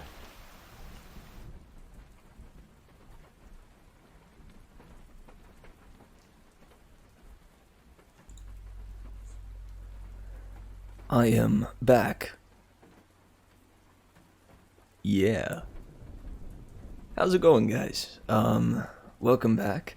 I pray everybody else's break was as dandy as mine. Yeah, I'm ready for some more story time. Dude, it warms my heart to hear so much praise of the songs during the break. Heck, I don't know. I put a lot of work into those, and it means a lot to hear that they're enjoyed during the breaks. I'm just grateful I created them so that I have something to to put on while I'm resting my voice and hitting the stroom and whatnot. But sincerely, thank you for the praise, Lucas and Ava.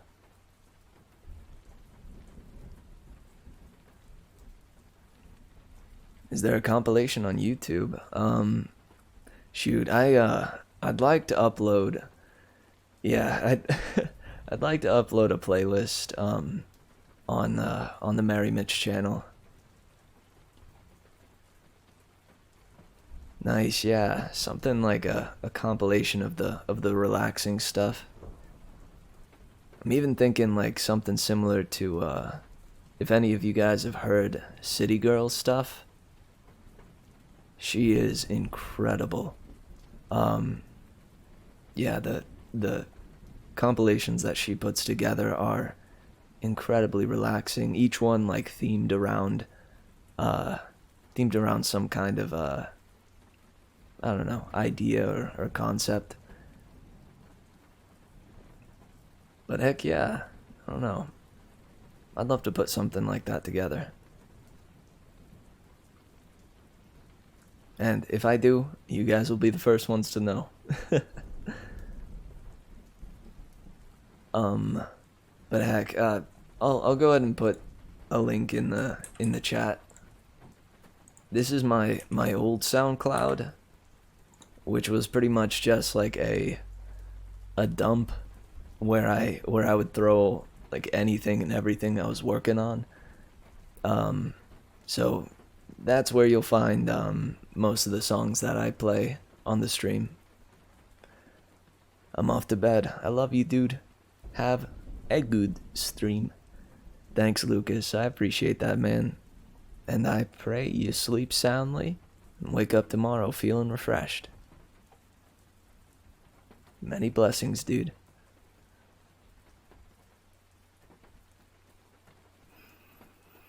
Alrighty, guys. Absolutely, man. So, off we go back into the world of demigods, known as the Lost Hero. See what's up with this owner of this magical department store that seems to know of Piper's plans to betray her friends. Ominous. We'll have to see what's up with that.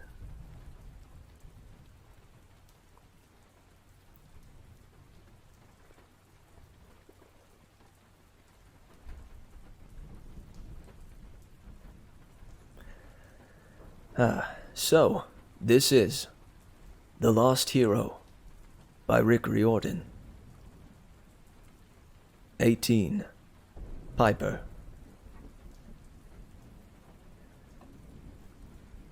Piper cornered the princess as Jason and Leo went off to check out the living furcoats. You want them shopping for their deaths? Piper demanded. The princess blew dust off a display case.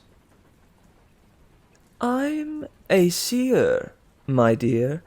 I know your little secret. But we won't dwell on that, do we? But we don't dwell on that, do we? The boys are having fun. Leo laughed as he tried on a hat that seemed to be made from enchanted raccoon fur. Its ringed tail twitched and its little legs wriggled frantically as Leo walked. Jason was ogling the men's sportswear. Boys interested in shopping for clothes? A definite sign they were under an evil spell. Piper glared at the princess. Who are you? I told you, my dear.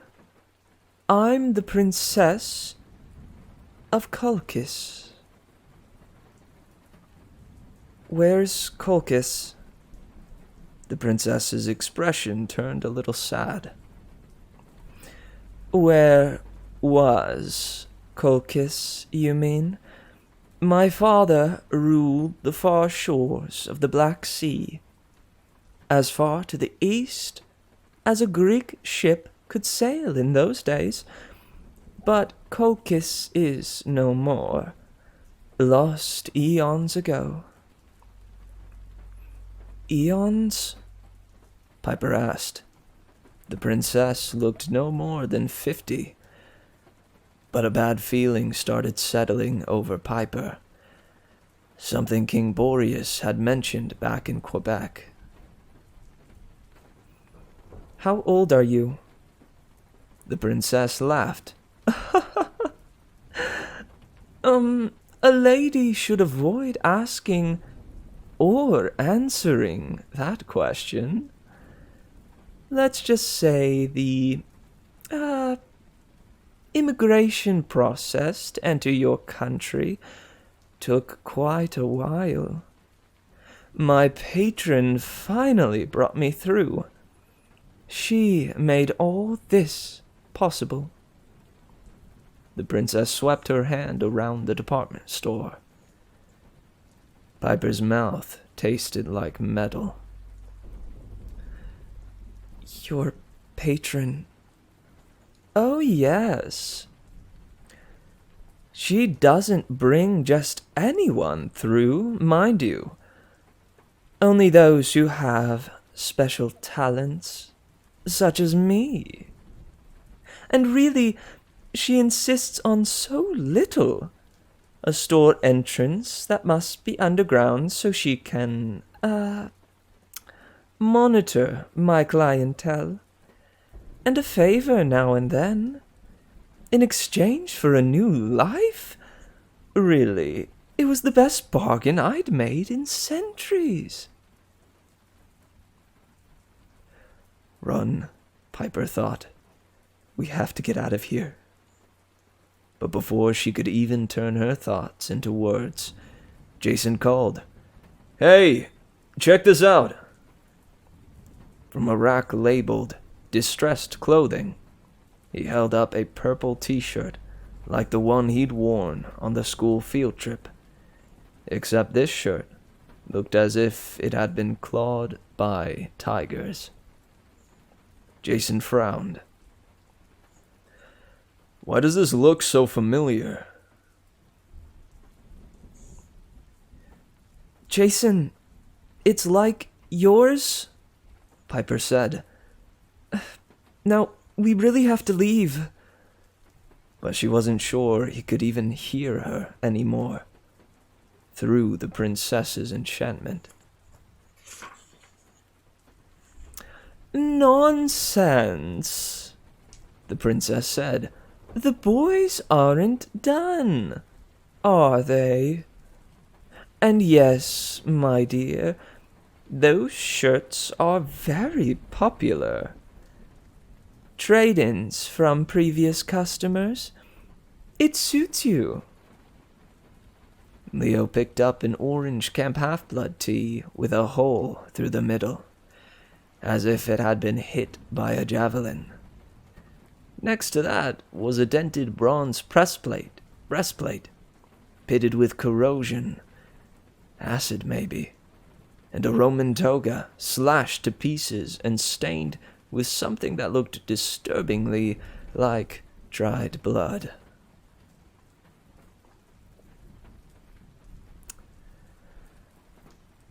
Your Highness, Piper said, trying to control her nerves. Why don't you tell the boys how you betrayed your family? I'm sure they'd like to hear that story.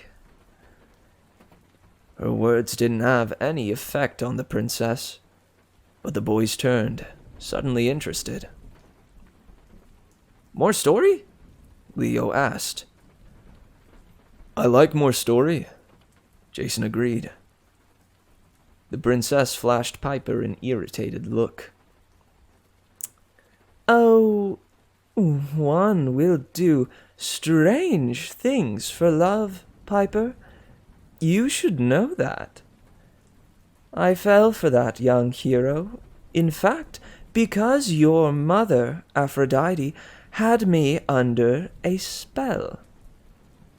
If it wasn't for her...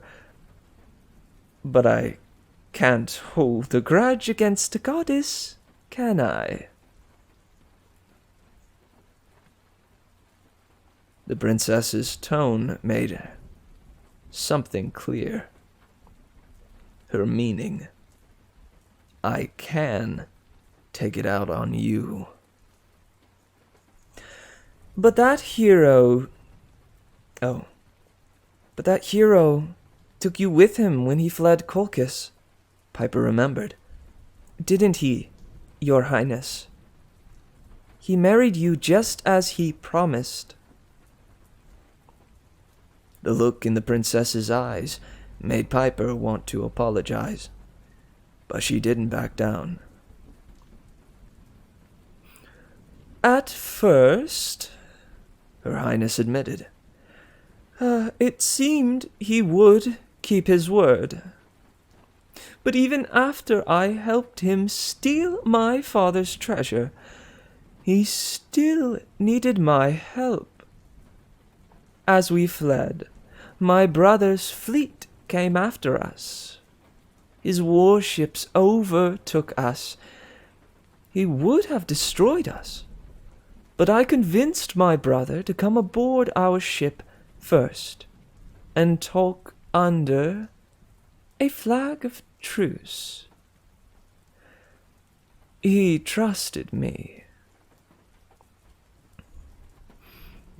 And you killed your own brother, Piper said, the horrible story all coming back to her, along with a name, an infamous name that began with the letter M. What? Jason stirred. For a moment he looked almost like himself. Killed your own... No, the princess snapped. Those stories are lies. It was my new husband and his men who killed my brother, though they couldn't have done it without my deception. They threw his body into the sea, and the pursuing fleet had to stop and search for it, so they could give my brother a proper burial. This gave us time to get away. All this I did for my husband. And he forgot our bargain. He betrayed me in the end. Jason still looked uncomfortable. What did he do? The princess held the sliced-up toga against Jason's chest, as if measuring him for an assassination.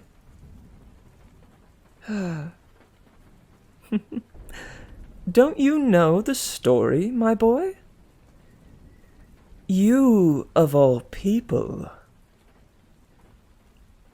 should. You were named for him. Jason, Piper said. The original Jason. But then you should be dead. The princess smiled. As I said, a new life in a new country. Certainly I made mistakes. I turned my back on my own people. I was called a traitor, a thief, a liar, a murderess. But I acted out of love. She turned to the boys and gave them a pitiful look, batting her eyelashes. Piper could feel the sorcery washing over them, taking control more firmly than ever.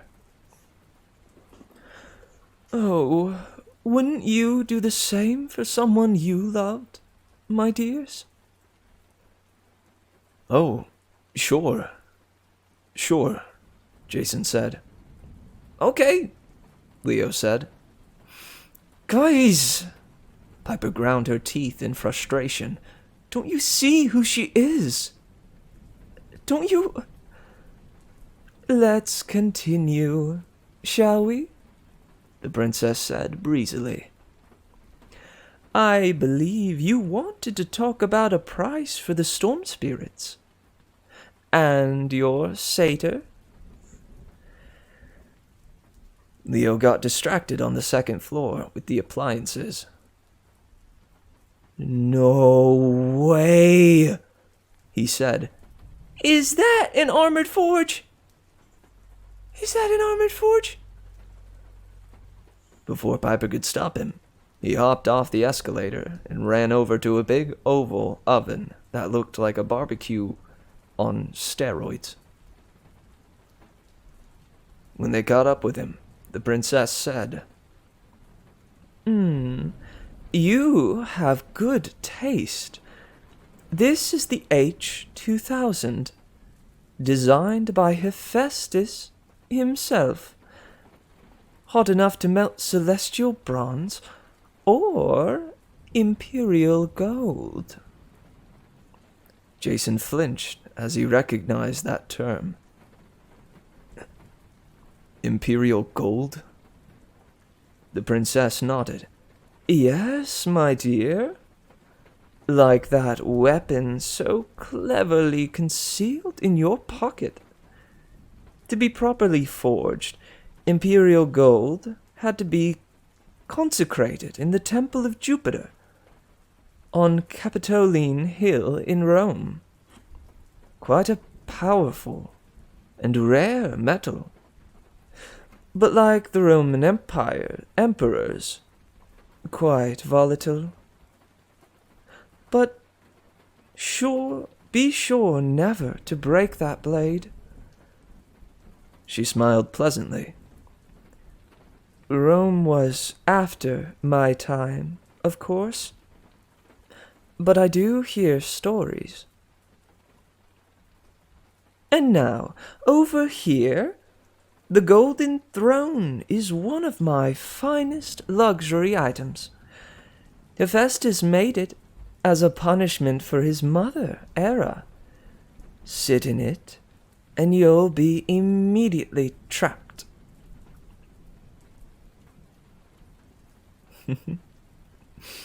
P-dubs, again, too smart. Leo apparently took this as an order. He began walking toward it in a trance. Leo, don't! Piper warned.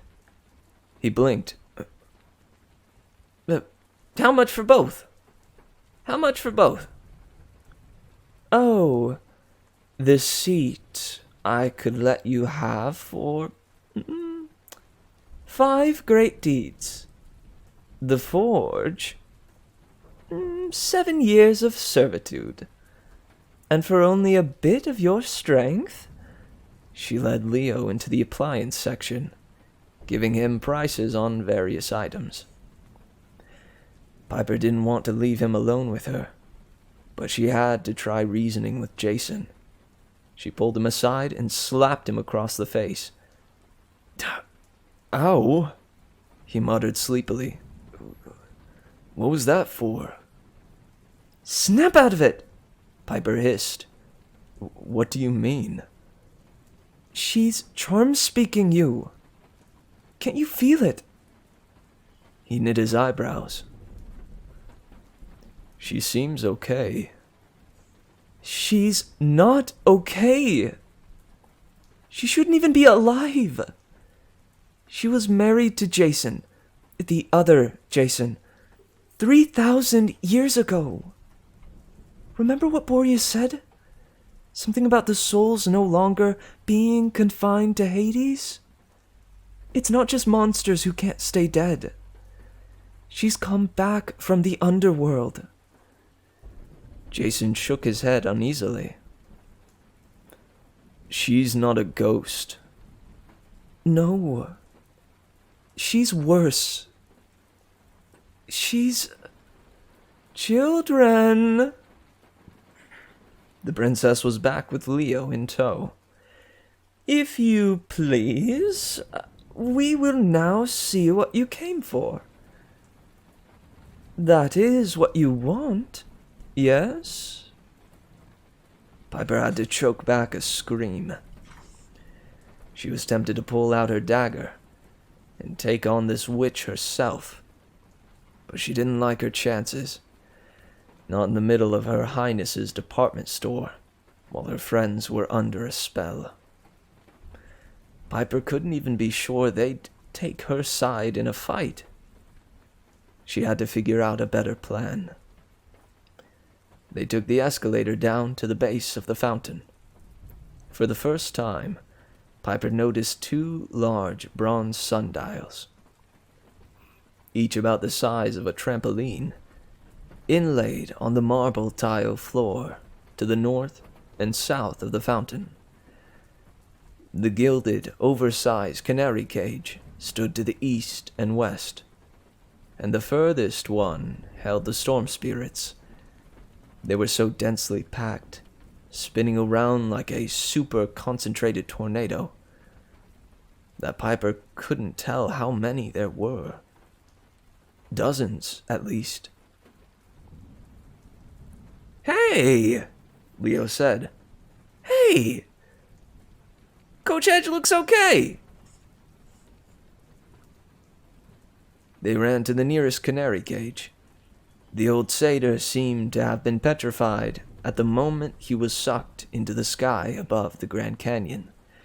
He was frozen mid-shout, his club raised over his head like he was ordering the gym class to drop and give him 50. His curly hair stuck up at odd angles. If Piper just concentrated on certain details, the bright orange polo shirt, the wispy goatee, the whistle around his neck, she could imagine Coach Hedge as his good old annoying self. But it was hard to ignore the stubby horns on his head, and the fact that he had furry goat legs and hooves instead of workout pants and Nikes. "Yes," the princess said. "I always keep my wares in good condition. We can certainly barter for the storm spirits and the satyr. A package deal. If we come to terms, I'll even throw in the vial of healing potion. And you can go in peace." She gave Piper a shrewd look. "That's better than starting unpleasantness, isn't it, dear?" "Don't trust her," warned a voice in her head.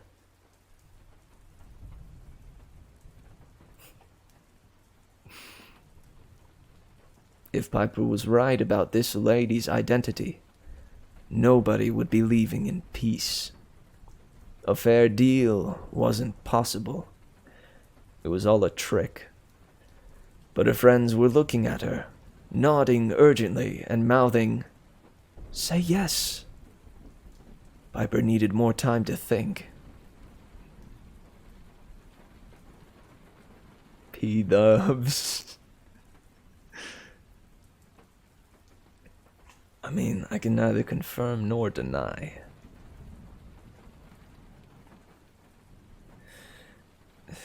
"We can negotiate," she said. "Totally," Leo agreed. "Name your price." "Leo!" Piper snapped. The princess chuckled. Name my price. Perhaps not the best haggling strategy, my boy, but at least you know a thing's value. Freedom is very valuable indeed. You would ask me to release this satyr, who attacked my storm spirits, who attacked us, Piper interjected. Her highness shrugged. As I said, my patrons ask me for small favors from time to time, sending the storm spirits to abduct you. That was one. I assure you it was nothing personal, and no harm done, as you came here in the end of your own free will.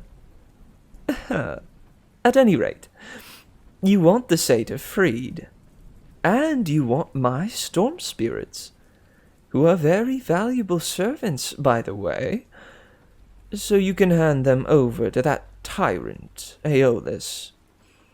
Doesn't seem quite fair, does it? The price will be high. Piper could see that her friends were ready to offer anything, promise anything. Before they could speak, she played her last card. You're Medea, she said. You helped the original Jason steal the Golden Fleece. You're one of the most evil villains in Greek mythology. Jason, Leo, don't trust her. Piper put all the intensity she could into those words. She was utterly sincere, and it seemed to have some effect. Jason stepped away from the sorceress. Leo scratched his head and looked around like he was coming out of a dream. What are we doing again? What are we doing again?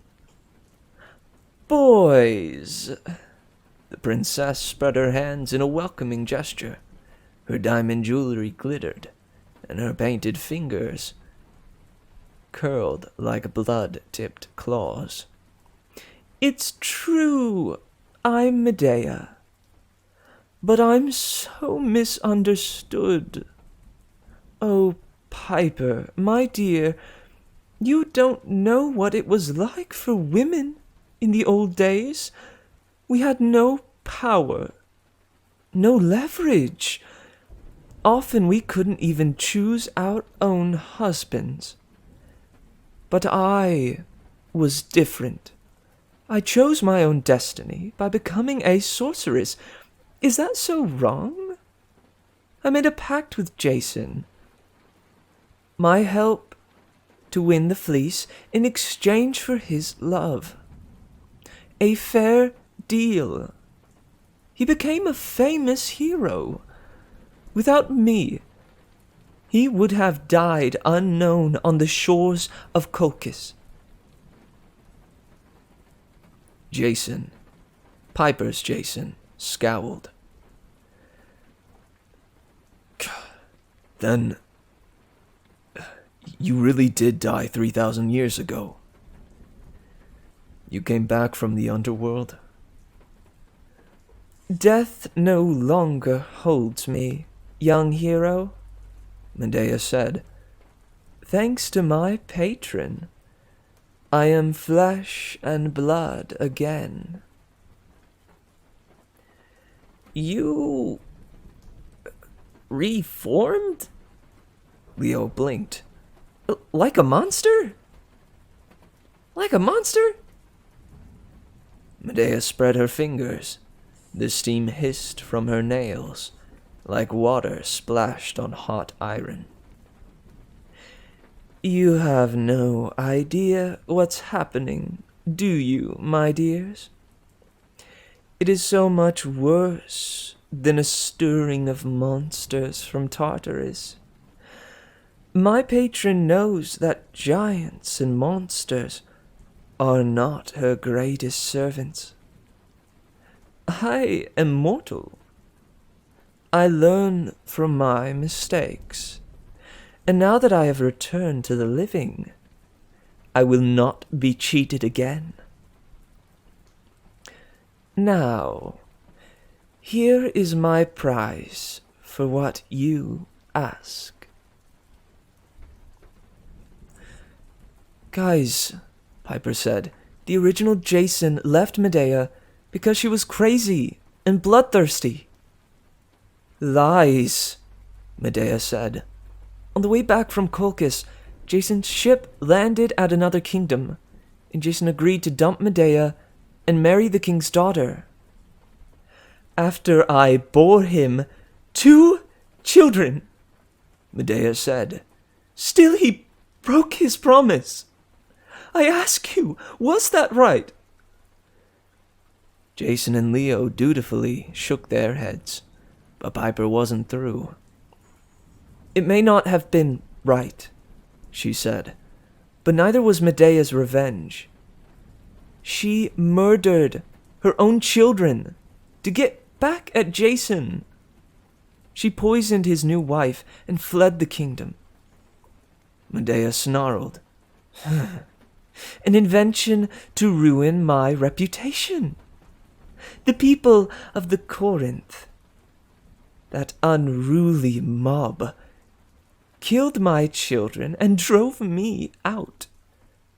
Jason did nothing to protect me. He robbed me of everything. So yes, I snuck back into the palace and poisoned his lovely new bride. It was only fair. A suitable price. You're insane, Piper said. I am the victim, Medea wailed.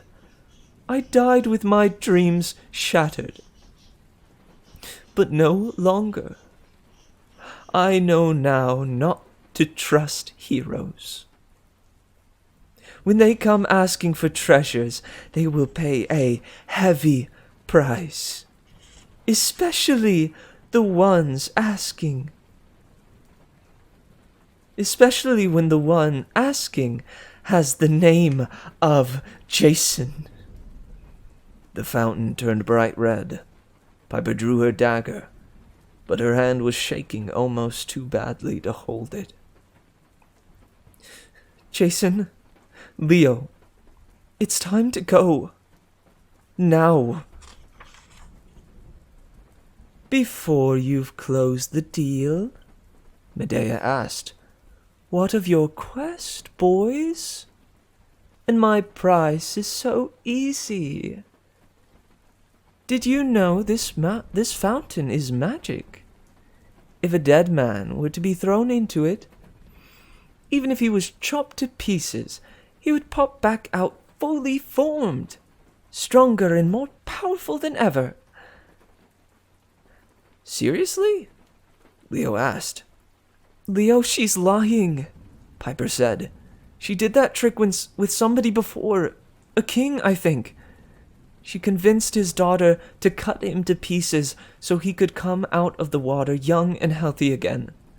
But it just killed him. Ridiculous, Medea said, and Piper could hear the power charged in every syllable. Leo, Jason, my price is so simple. Why don't you two fight? If you get injured, or even killed, no problem. We'll just throw you into the fountain and you'll be better than ever. You do want to fight, don't you? You resent each other. Guys, no, Piper said, but they were already glaring at each other, as if it was just dawning on them how they really felt. Piper had never felt more helpless. Now she understood what real sorcery looked like. She'd always thought magic meant wands and fireballs, but this was worse. Medea didn't rely on just poisons and potions.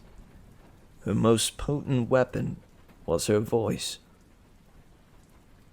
Leo scowled. Jason's always the star. He always gets the attention and takes me for granted. You're annoying, Leo, Jason said. You never take anything seriously. You can't even fix a dragon. Stop, Piper pleaded. But both drew weapons. Jason his golden sword, and Leo a hammer from his tool belt. Let them go, Piper, Medea urged. I'm doing you a favor. Let it happen now, and it will make your choice so much easier. Enceladus will be pleased. You could have your father back today. Medea's charm speak didn't work on her, but the sorceress still had a persuasive voice. Her father back today? Despite her best intentions, Piper wanted that. She wanted her father back so much it hurt. You work for Enceladus, on Caeladdus, she said. Medea laughed. Serve a giant? No. But we all serve the same greater cause. A patron you cannot begin to challenge. Walk away, child of Aphrodite. This does not have to be your death, too. Save yourself, and your father can go free. Leo and Jason were still facing off, ready to fight, but they looked unsteady and confused, waiting for another order. Part of them had to be resisting, Piper hoped. This went completely against their nature. Listen to me, girl. Medea plucked a diamond off her bracelet and threw it into a spray of water from the fountain. As it passed through the multicolored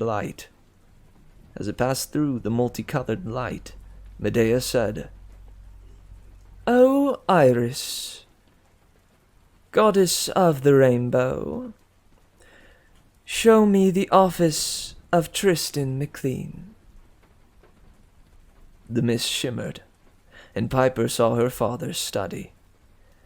Sitting behind his desk, talking on the phone, was her dad's assistant, Jane, in her dark business suit, her hair swirled in a tight bun.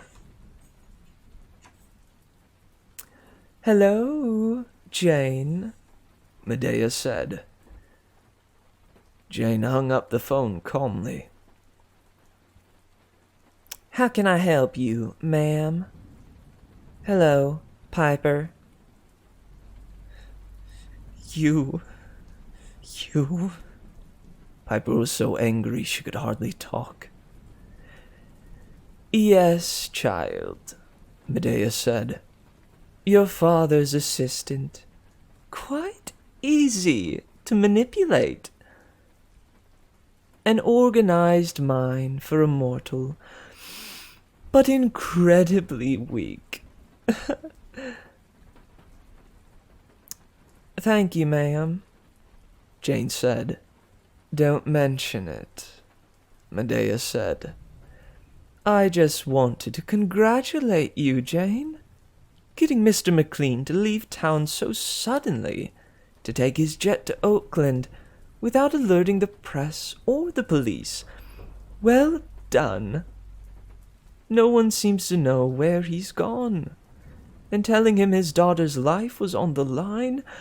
Oh, that was a nice touch to get his cooperation." "Yes. Yes," Jane agreed in a bland tone, as if she were sleepwalking. "He was quite cooperative when he believed Piper was in danger." Piper looked down at the dagger. The blade trembled in her hand. She couldn't use it for a weapon any better than Helen of Troy could. But it was still a looking glass, and what she saw in it was a scared girl with no chance of winning. "I may have new orders for you, Jane," Medea said. "If the girl cooperates, it may be time for Mr. MacLean to come home. Would you arrange a suitable cover story for his absence, just in case? And I imagine the poor man will need some time in a psychiatric hospital." "Yes, ma'am. I will stand by." The image faded, and Medea turned to Piper. "There, you see? You lured my dad into a trap," Piper said. "You helped the giant." "Oh, please, dear. You'll work yourself into a fit. I've been preparing for this war for years, even before I was brought back to life. I'm a seer, as I said. I can tell the future as well as your little oracle. Years ago, still suffering in the fields of punishment, I had a vision of the 7 in your so-called great prophecy. I saw your friend Leo here, and saw that he would be an important enemy someday. I stirred the consciousness of my patron, gave her this information, and she managed to wake just a little. Just enough to visit him. Leo's mother? Piper said. Leo, listen to this. She helped get your mother killed. Yeah. Leo mumbled in a daze. He frowned at his hammer. So, I just attacked Jason. That's okay? Perfectly safe, Medea promised. And Jason, strike him hard. Show me you are worthy of your namesake. No, Piper ordered. She knew it was her last chance. Jason, Leo, she's tricking you. Put down your weapons. The sorceress rolled her eyes. Please, girl. You're no match for me. I trained with my aunt, the immortal Circe. I can drive men mad, or heal them with my voice. What hope do these puny young heroes have against me? Now, boys, kill each other.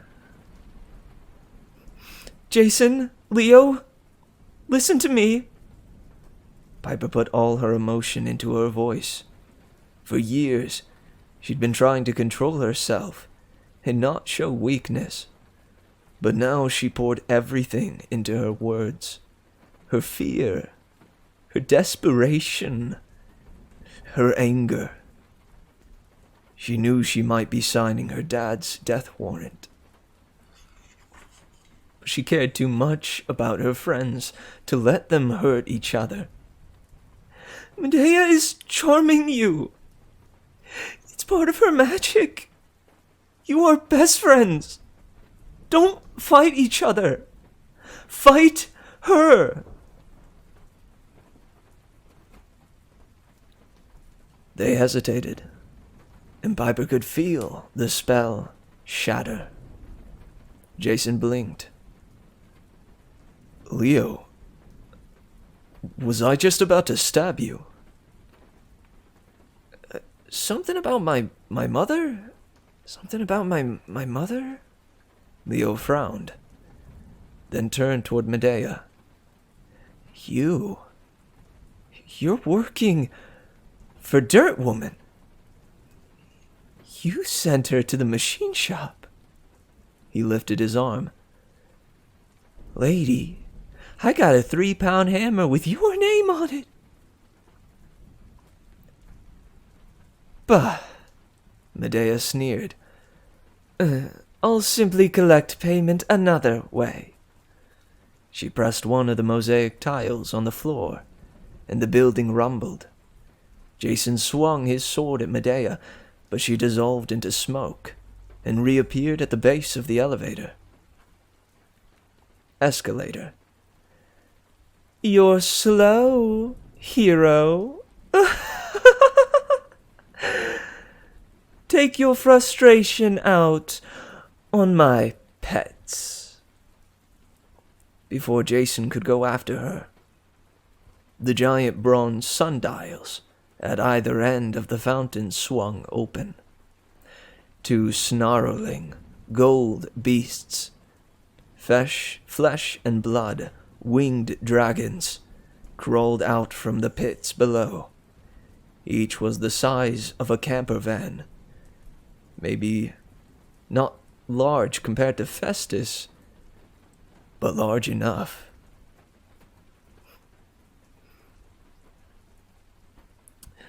So that's what's in the kennels.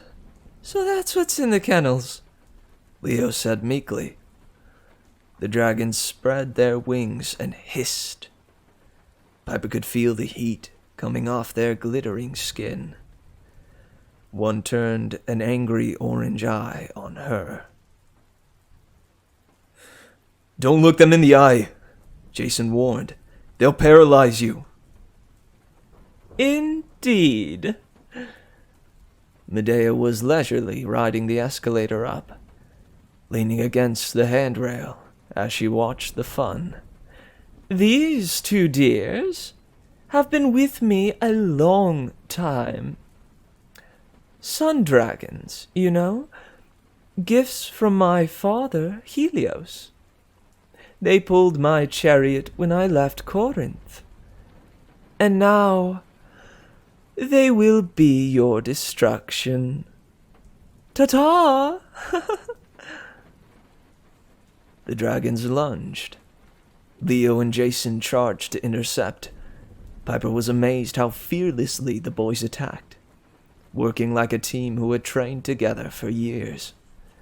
Medea was almost to the second floor, where she'd be able to choose from a wide assortment of deadly appliances. "Oh, no, you don't," Piper growled, and took off after her. When Medea spotted Piper, she started climbing in earnest. She was quick for a 3,000-year-old lady. Piper climbed at top speed, taking the steps 3 at a time, and still she couldn't catch her. Medea didn't stop at floor 2. She hopped the next escalator and continued to ascend. The potions, Piper thought. Of course, that's what she would go for. She was famous for potions. Down below, Piper heard the battle raging. Leo was blowing his safety whistle, and Jason was yelling to keep the dragon's attention. Piper didn't dare look, not while she was running with a dagger in her hand. She could just see herself tripping and stabbing herself in the nose. That would be super heroic. She grabbed a shield from an armored mannequin on the floor and continued to climb. She imagined Coach Hedge yelling in her mind, just like back in gym class. "Move it, McLean! You call that escalator climbing? You call that escalator climbing?" She reached the top floor, breathing hard, but she was too late. Medea had reached the potions counter. The sorceress grabbed a swan-shaped vial, the blue one that caused painful death, and Piper did the only thing that came to mind. She threw her shield. Medea turned triumphantly just in time to get hit in the chest by a 50-pound metal frisbee. She tumbled backwards, crashing over the counter, breaking vials and knocking down shelves. When the sorceress stood from the wreckage, her dress was stained a dozen different colors. Many of the stains were smoldering and glowing. "Fool!" Medea wailed. "Do you have any idea what so many potions will do when mixed?" "Kill you? Kill you? Kill you?" Piper said hopefully. The carpet began to steam around Medea's feet. She coughed, and her face contorted in pain. Or was she faking? Below, Leo called, "Jason! Help!" Piper risked a quick look and almost sobbed in despair. One of the dragons had Leo pinned into the floor. It was baring its fangs, ready to snap. Jason was all the way across the room, battling the other dragon, much too far away to assist. You've doomed us all! Medea screamed. Smoke was rolling across the carpet as the stains spread, throwing sparks and setting fires in the clothing racks. You have only seconds before this concoction consumes everything and destroys the building. There's no time. Crash! The stained glass ceiling splintered in a rain of multicolored shards, and Festus, the bronze dragon, swooped into the department store. He hurtled into the fray, snatching up the sun dragon in each claw. Only now did Piper appreciate just how big and strong their metal friend was. "That's my boy!" Leo yelled. Festus flew halfway up the atrium, then hurled the sun dragons into the pits they'd come from.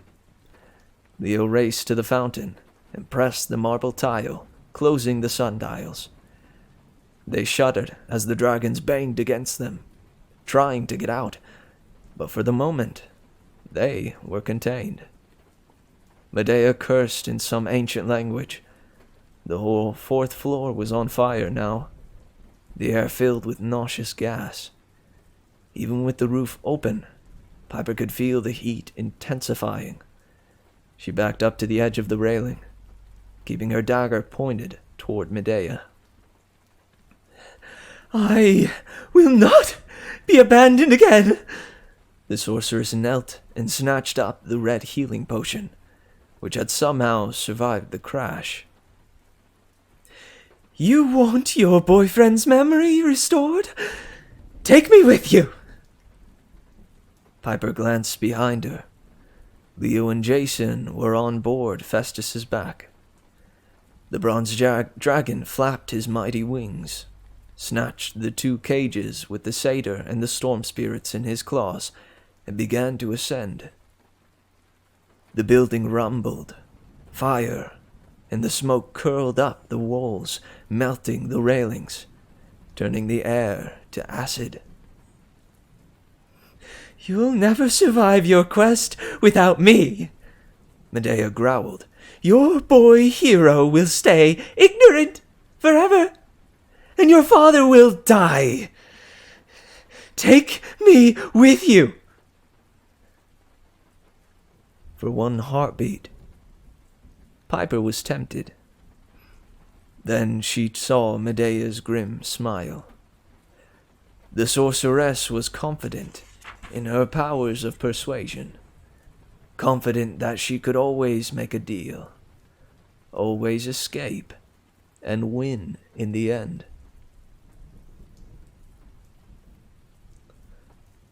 "Not today. Not today, witch. Witch. Not today, witch." Piper jumped over the side. She plummeted for only a second before Leo and Jason caught her, hauling her aboard the dragon. She heard Medea screaming in rage as they soared through the broken roof and over downtown Chicago. Then the department store exploded behind them.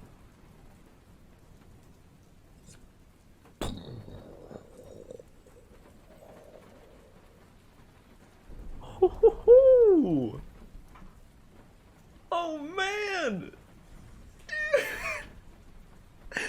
That was wicked! I'm sorry, I'm hyped up from that one. Hey, what's up, Mal Dolly? Welcome, welcome. I hope you enjoyed the story that we've read so far.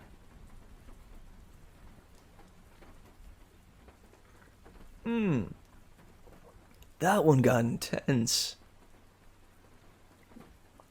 That's so smart, too.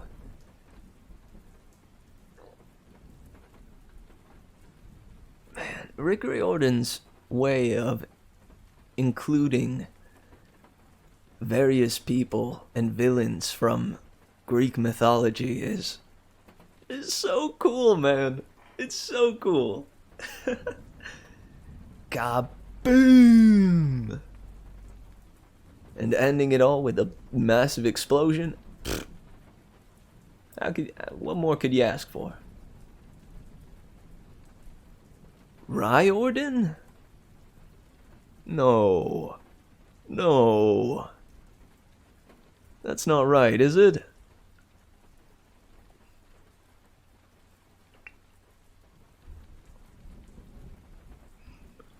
Are you telling me? For like, I don't know, maybe like tens, maybe over 100 streams now, I have been saying Riordan's name wrong?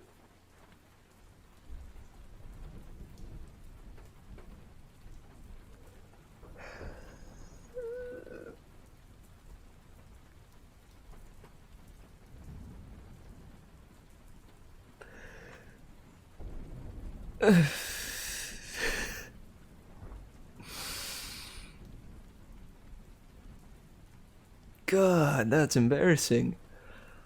Okay, is that really true? Hang on, this is something I need to look up right now.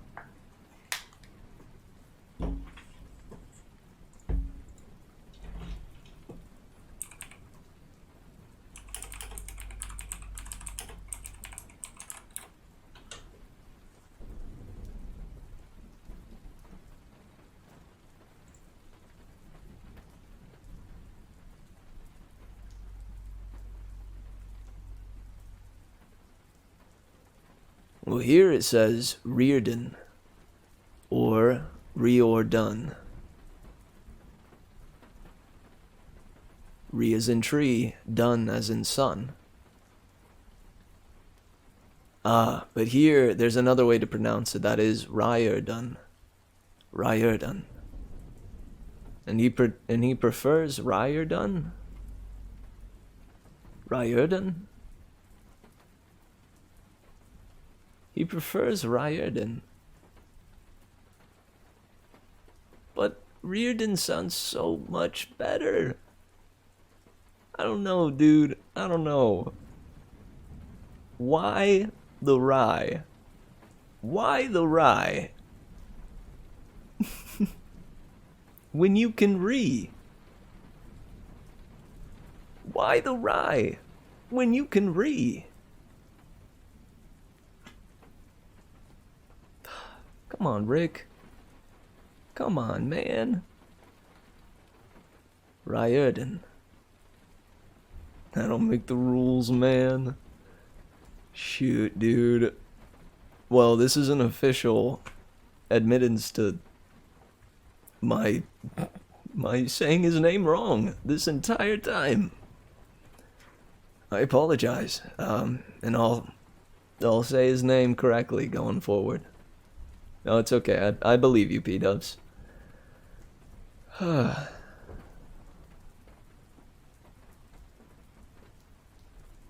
Riordan. Riordan. What in the world? Riordan.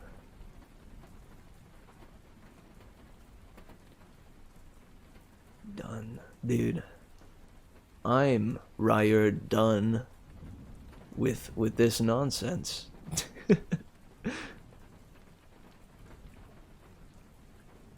I know. I might check it out later. And then one day this kid came up Or- to me with a gleam in his eye. He had the book and he was Mr. Riordan. Do you know that you used the F word 54 times? Riordan? Said Mr. Riordan.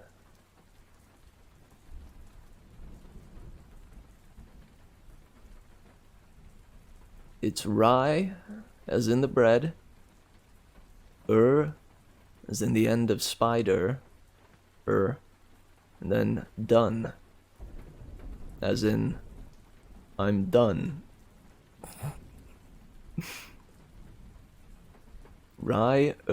Done. Dude, I'm kind of devastated by this. I'm such a fan of Reardon. Reardon. It flows so nicely. Reardon. Or Riordan. Rick Riordan. But Rick Riordan. Rick Riordan. Rick Riordan. That just sounds so much worse to me. I don't know. Would you guys be mad if I kept calling it Reardon? Cause I'm a fan of like saying things the way that I like to say them. You know, for instance, iron. I say iron, you know? Because I simply like the sound and the flow of that better. Iron. No, you good. Thanks, Mal. Thanks. Sounds pretty similar, not gonna lie. Yeah, I guess it's not too crazy big of a difference.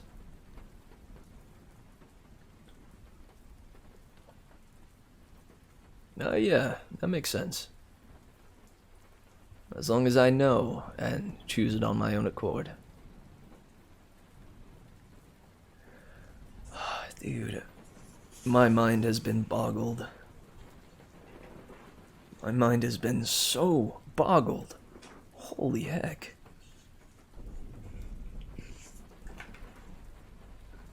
Okay, well, let's go ahead and read this final chapter, shall we?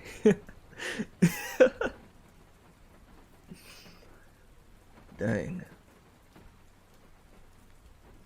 Riordan.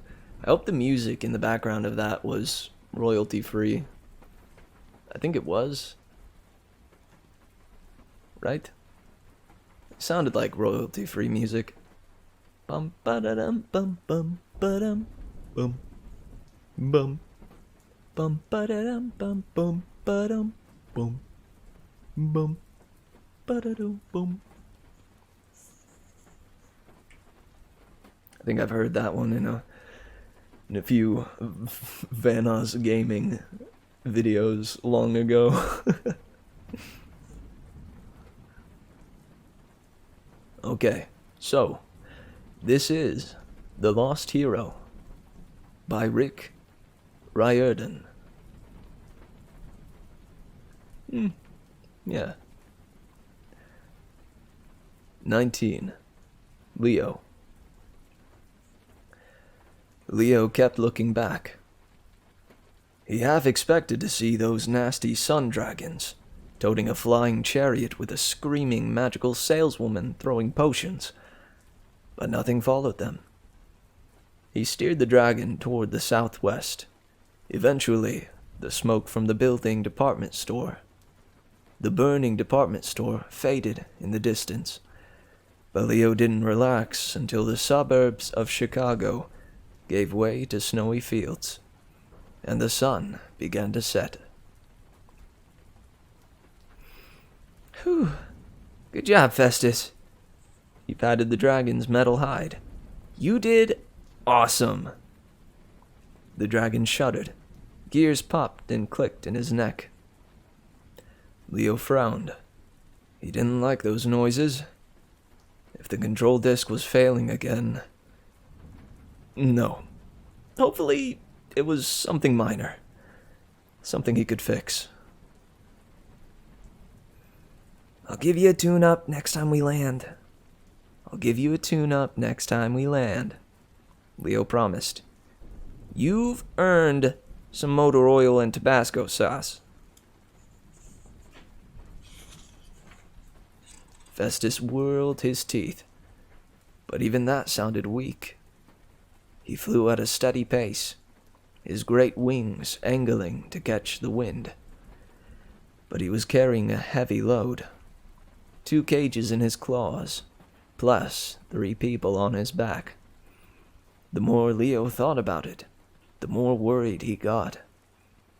Even metal dragons had limits. Leo? Piper patted his shoulder. You feeling okay? Yeah. Not bad for a brainwashed zombie. He hoped he didn't look as embarrassed as he felt. Thanks for saving us back there, beauty queen. If you hadn't talked me out of that spell... Don't worry about it, Piper said. But Leo worried about it. He felt terrible about how easily Medea had set him against his best friend.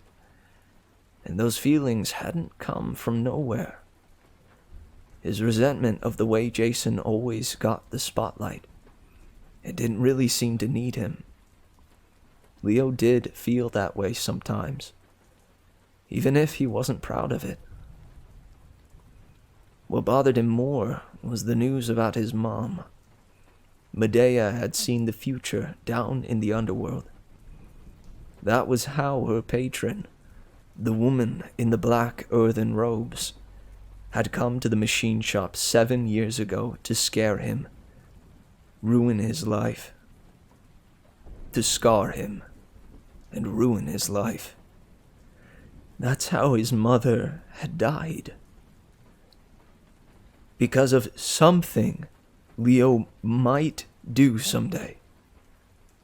So in a weird way, even if his fire powers weren't to blame, Mom's death was still his fault. When they had left Medea in that exploding store, Leo had felt a little too good.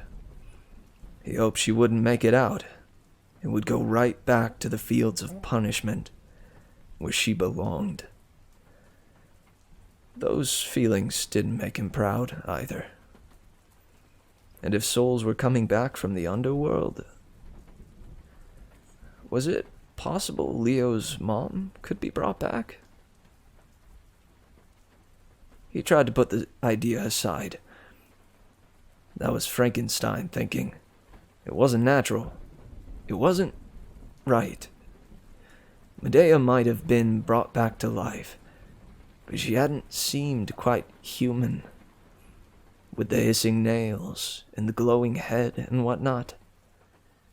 No, Leo's mom had passed on. Thinking any other way would just drive Leo nuts. Still, the thought kept poking at him, like an echo of Medea's voice. We're gonna have to put down soon, he warned his friends. Couple more hours, maybe, to make sure Medea's not following us. I don't think Festus can fly much longer than that. Yeah, Piper agreed. Coach Hedge probably wants to get out of his canary cage, too. Question is, where are we going?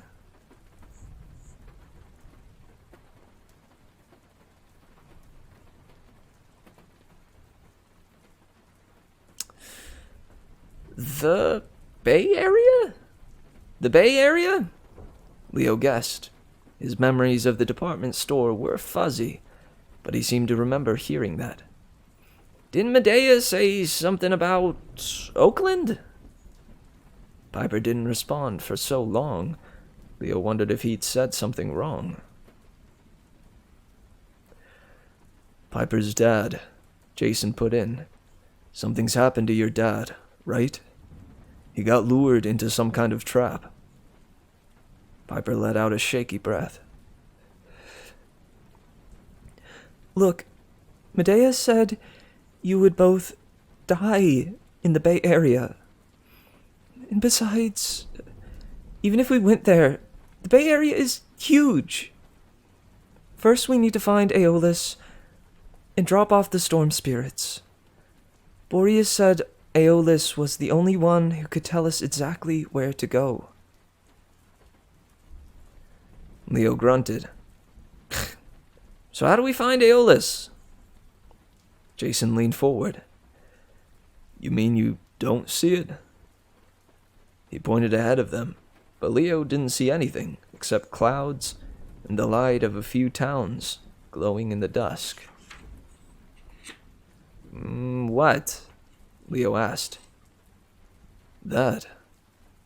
Whatever it is, Jason said. In the air? Leo glanced back. Piper looked just as confused as he was. Right, Leo said. Could you be more specific on the whatever it is part? Like a vapor trail, Jason said. Except it's glowing. Really faint. But it's definitely there. We've been following it since Chicago, so I figured you saw it. Leo shook his head. Maybe Festus can sense it. You think Aeolus made it? Well, it's a magic trail in the wind, Jason said. Aeolus is the wind god. I think he knows we've got prisoners for him. He's telling us where to fly. Or it's another trap, Piper said. Her tone worried Leo. She didn't just sound nervous. She sounded broken with despair. Like they'd already sealed their fate. And like it was her fault. Pipes, you alright? He asked. Don't call me that. Okay, fine. You don't like any of the names I make up for you. But if your dad's in trouble and we can help... You can't, she said, her voice getting shakier. Look, I'm tired. If you don't mind. She leaned back against Jason and closed her eyes. All right, Leo thought. Pretty clear sign she didn't want to talk. They flew in silence for a while. Festus seemed to know where he was going.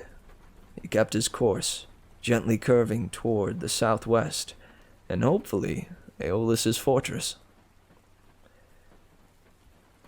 Another wind god to visit. A whole new flavor of crazy. Oh boy! Leo couldn't wait. He had way too much on his mind to sleep. But now that he was out of danger, his body had different ideas. His energy level was crashing. The monotonous beat of the dragon's wings made his eyes feel heavy. His head started to nod. Catch a few Z's, Jason said. It's cool. Hand me the reins. Nah, I'm okay. Leo, Jason said, you're not a machine. Besides, I'm the only one who can see the vapor trail. I'll make sure we stay on course.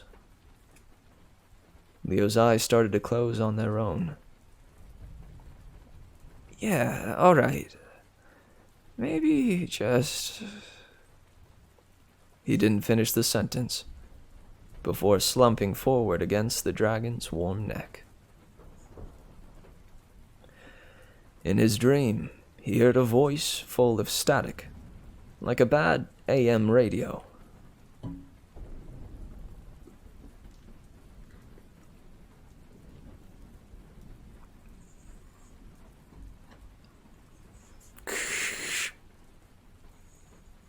Hello? Is this thing working? Leo's vision came into focus. Sort of. Everything was hazy and gray, with bands of interference running across his sight. He'd never dreamt with a bad connection before. He seemed to be in a workshop. Out of the corners of his eyes, he saw bench saws, metal laths, and tool cages. A forge glowed cheerfully against one wall. It wasn't the camp forge. Too big. Not Bunker 9. Much warmer and more comfortable. Obviously not abandoned. Then Leo realized something was blocking the middle of his view. Something large and fuzzy, and so close, Leo had to cross his eyes to see it properly. It was a large, ugly face. "Holy mother! Holy mother!" he yelped. The face backed away and came into focus. Staring down at him was a bearded man in grimy blue coveralls.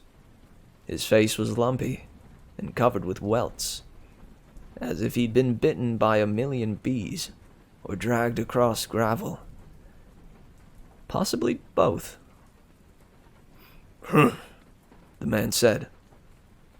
"Holy Father, boy. I should think you'd know the difference, eh?" Leo blinked. Festus? Being in the presence of his father for the first time, Leo should have been speechless, or awestruck, or something. But after what he'd been through the last couple of days, with Cyclops and a sorceress and a face in the potty sludge, all Leo felt was a surge of complete annoyance. Lathe. I had a feeling I said that one wrong. Hard th, like in thee. Lathe. Lathe. Gotcha. Lathe.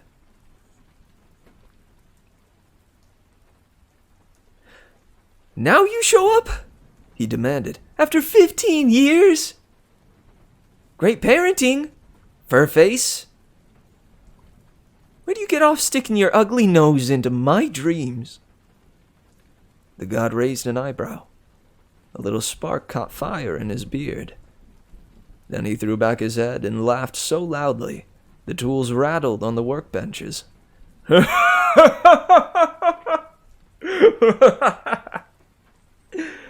"You sound just like your mother," Hephaestus said.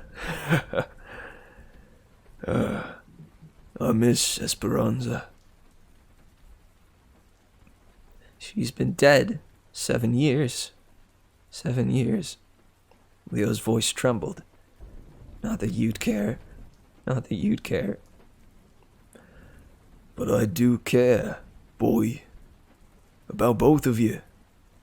About both of you. About both of you. Uh-huh. Which is why I never saw you before today. The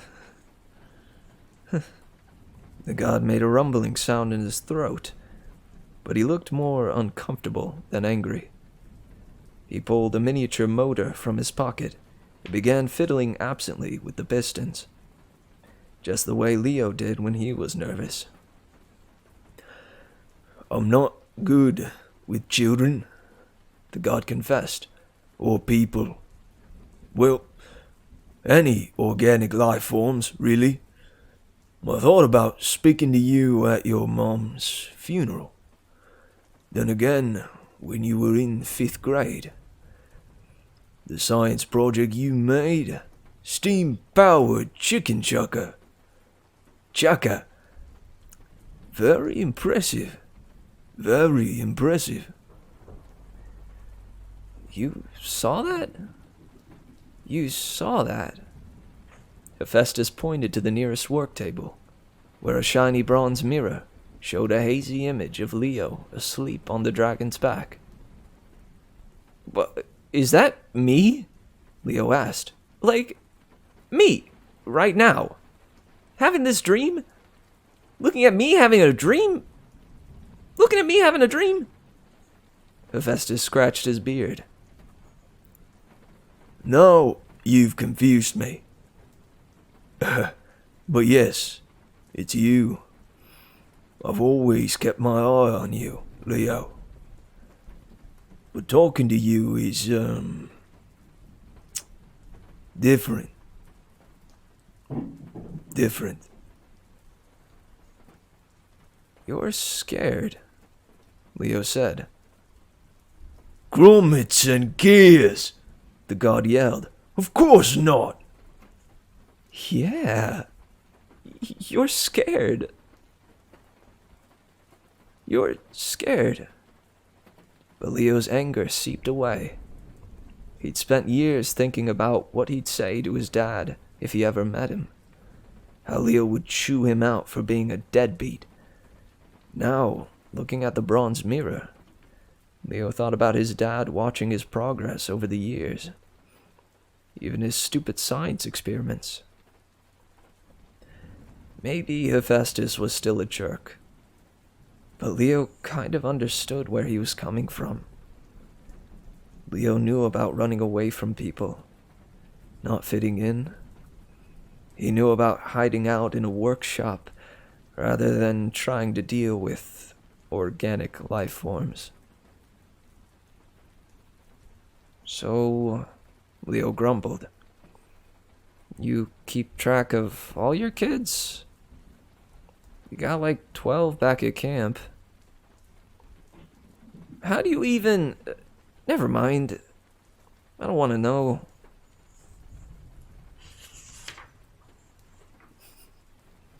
I agree, B-dubs.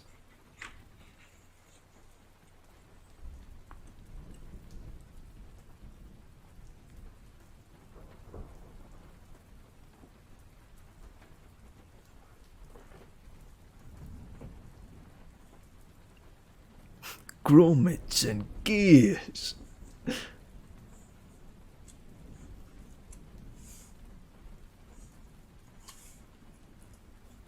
Ugh.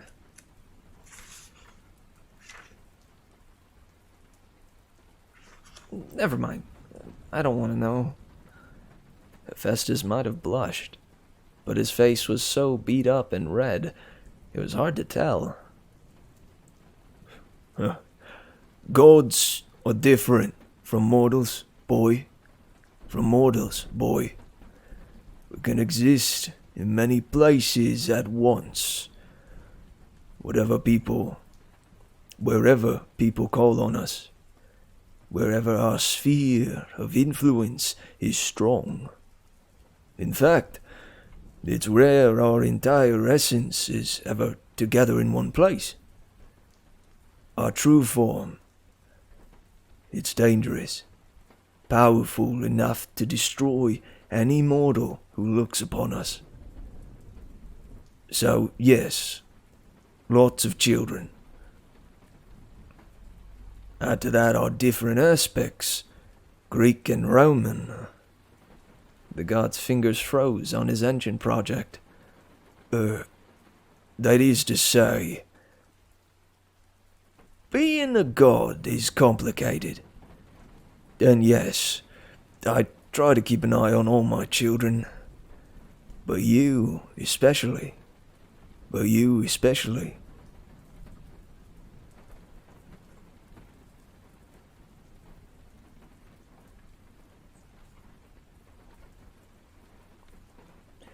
Leo was pretty sure Hephaestus had almost slipped and said something important, but he wasn't sure what. Why contact me now? Leo asked. I thought the gods had gone silent. Gone silent. We have, Hephaestus grumped. Zeus's orders. Very strange, even for him. He's blocked all visions, dreams, and iris messages to and from Olympus. Hermes is sitting around bored out of his mind because he can't deliver the mail. Fortunately, I kept my old pirate broadcasting equipment. Hephaestus patted a machine on the table. It looked like a combination satellite dish, V6 engine, and espresso maker. Each time Hephaestus jolted the machine, Leo's dream flickered and changed color. Use this in the Cold War. The god said fondly. Radio-free Hephaestus. Those were the days. I kept it around for pay-per-view, mostly, or making viral brain videos. Viral brain videos. But now it's come in handy again. If Zeus knew I was contacting you, he'd have my hide. Why is Zeus being such a jerk? Why is Zeus being such a jerk? He excels at that, boy. Hephaestus called him boy, as if Leo were an annoying machine part. An extra washer, maybe, that had no clear purpose, but that Hephaestus didn't want to throw away for fear he might need it someday. Later, Mal. Thanks for hanging out. I hope you enjoyed the story that you caught.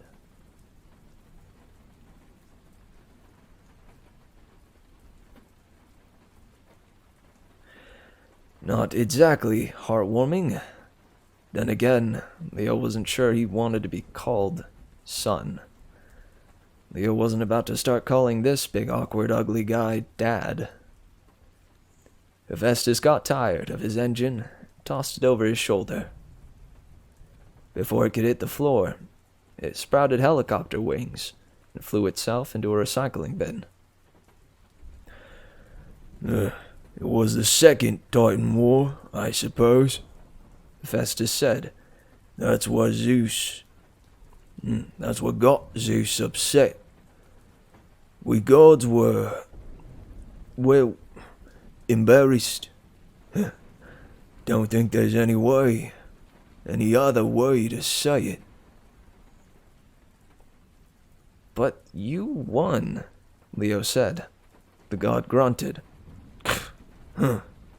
We won because of demigods.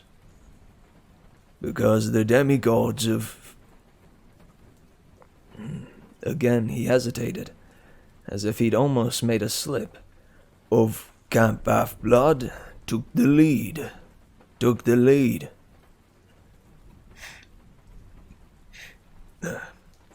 We won because our children fought our battles for us. Smarter than we did. If we'd relied on Zeus's plan, we would have all gone down to Tartarus, fighting the storm giant Typhon. And Kronos would have won. Bad enough mortals won our war for us, but then that young upstart Percy Jackson... The guy who's missing. Yes, him. He had the nerve to turn down. Whoa. What do I give? How do I live? Excuse me. What hit the play button?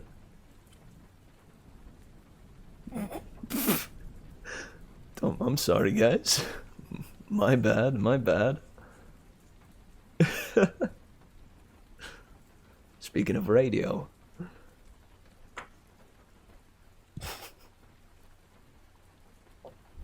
Weird.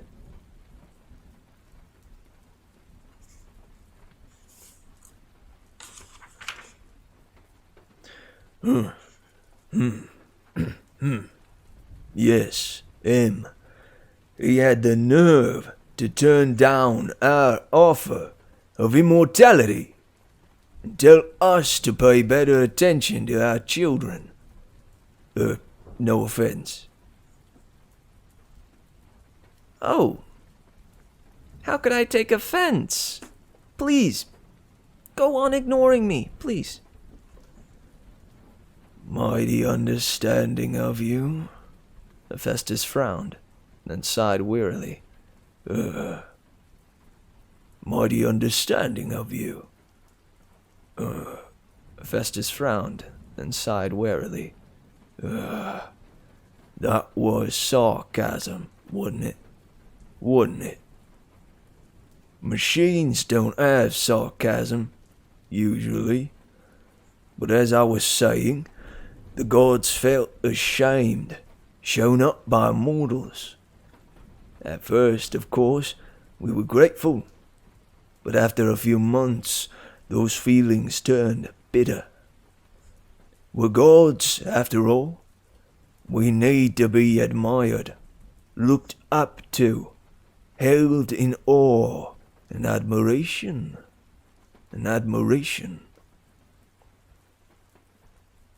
Even if you're wrong? Even if you're wrong? Especially then. And to have Jackson refuse our gift, as if being mortal was somehow better than being a god. Well, that stuck in Zeus's craw. He decided it was high time we got back to traditional values. Gods were to be respected. Our children were to be seen and not visited. Olympus was closed. At least, that was part of his reasoning. And of course, we started hearing bad things stirring up the earth. Stirring up under the earth. The giants, you mean? Monsters reforming instantly. The dead rising again. The dead rising again. Little stuff like that? Little stuff like that? Little stuff like that? Aye, boy. Hephaestus turned a knob on his pirate broadcasting machine. Leo's stream sharpened to full color, but the god's face was such a riot of red welts and yellow and black bruises, Leo wished it would go back to black and white. Zeus thinks he can reverse the tide, the god said. lull the earth back to sleep as long as we stay quiet. None of us really believes that, and I don't mind saying we're in no shape to fight another war. We barely survived the Titans if we're repeating the old patterns. What comes next is even worse. The giants, Leo said. Hera said demigods and gods have to join forces to defeat them. Is that true? Hera said demigods and gods have to join forces to defeat them. Is that true? I hate to agree with my mother about anything. But yes, those giants are tough to kill, boy. Are tough to kill, boy. They're a different breed. Breed? You make them sound like racehorses. The god says. More like war dogs. Back in the beginning, you see, everything in creation came from the same parents, Gaia and Uranus, earth and sky. They had their different batches of children, your Titans, your elder Cyclops, and so forth. Then Kronos, the head Titan, well, you've probably heard how he chopped up his father Uranus with a scythe and took over the world. Then we gods came along, children of the Titans, and defeated them. But that wasn't the end of it. The earth bore a new batch of children. Except they wasn't sired by Tartarus. The spirit of the eternal abyss. The darkest, most evil place in the underworld. Those children, the giants, were bred for one purpose. Revenge on us for the fall of the Titans. They rose up to destroy Olympus, and they came awful close. They came awfully close. Festus's beard began to smolder. He absently swatted out the flames. What my blasted mother Hera is doing now? She's a meddling fool playing a dangerous game. But she's right about one thing. You demigods have to unite. That's the only way to open Zeus's eyes. Convince the Olympians they must accept your help. And that's the only way to defeat what's coming. You're a big part of that, Leo.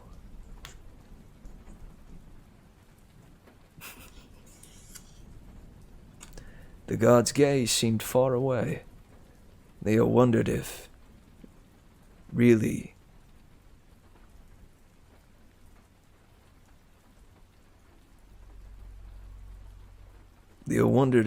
he really could split himself into different parts. If he could do that, where was he right now? Maybe the Greek side was fixing a car or going on a date, while his Roman side was watching a ball game and ordering pizza. Leo tried to imagine what it would feel like to have multiple personalities. He hoped it wasn't hereditary. Why me? Why me? He asked. As soon as he said it, more questions flooded out. Why claim me now? Why not when I was 13, like you're supposed to? Or you could have claimed me at 7, before my mom died. Why didn't you find me earlier? Why didn't you warn me about this? Leo's hand burst into flames. Hephaestus regarded him sadly. Hardest part, boy. Hardest part, boy. Letting my children walk their own paths. Paths. Interfering doesn't work. The fates make sure of that. As for claiming, you were a special case, boy. The timing had to be right. I can't explain it much more, but... Leo's dream went fuzzy. For a moment, it turned into a rerun of Wheel of Fortune. Then Hephaestus came back into focus. Blast, he said. I can't talk much longer. Zeus is sensing an illegal dream. He is Lord of the Air, after all, including the air waves. Just listen, boy. You have a role to play. Your friend Jason is right. Fire is a gift, not a curse. Not a curse. I don't give that blessing to just anyone. They'll never defeat the giants without you. Much less the mistress they serve. She's worse than any god or titan. Who? Leo demanded. Hephaestus frowned, his image becoming fuzzier. I told you. Yes. I'm pretty sure I told you. Just be warned. Along the way, you're going to lose some friends and some valuable tools. But that isn't your fault, Leo. Nothing lasts forever. Not even the best machines. And everything can be reused. And everything can be reused. What do you mean? I don't like the sound of that. No. You shouldn't. Hephaestus's image was barely visible now. Just a blob in the static. Just watch out for... Leo's dream switched to Wheel of Fortune, just as the wheel hit bankrupt, and the audience said, "Aww. Aww." Then Leo snapped awake, to Jason and Piper screaming. Dude, what is up with this? Dude, I'm picking these chapters pretty cleverly. Ending on the cliffhanger last time of them falling through the sky. And this cliffhanger is awakening from a dream to his friends screaming. Too good.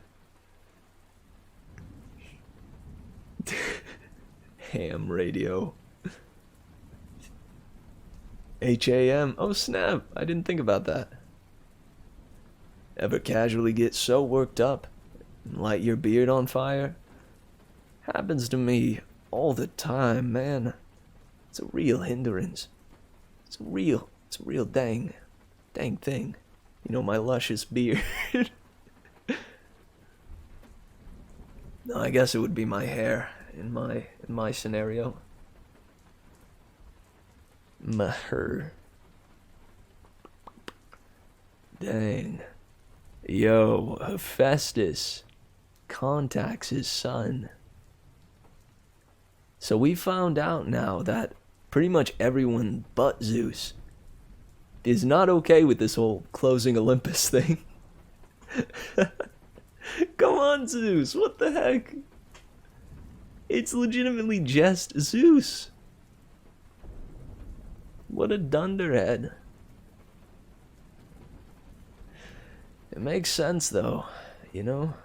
I didn't realize that another part of why Olympus was closed was because of embarrassment. Makes sense.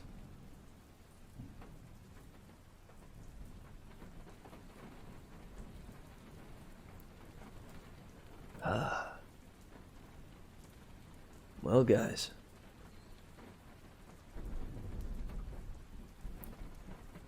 Yeah, don't worry about it. Don't even worry about it, May. I guess that's a minor spoiler, but it's something you learn very quickly. Like at the start of the book. No fret. No sweat. How do you say Zeus? It's like zoo. Like the New York Zoo, where they keep animals, with an S sound at the end. Zeus. Rhymes with caboose. Or couscous. Or juice. Zeus juice.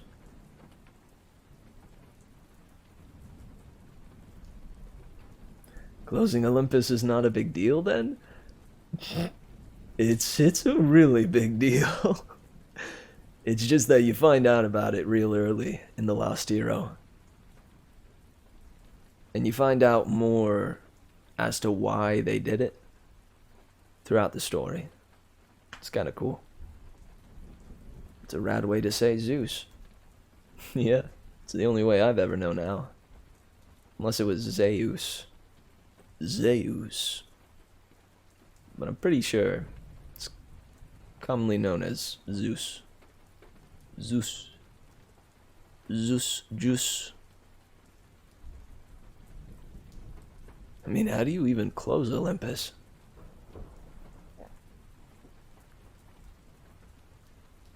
That's true. It's got the Ollie at the start with the Y.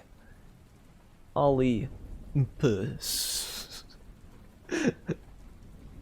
Olympus.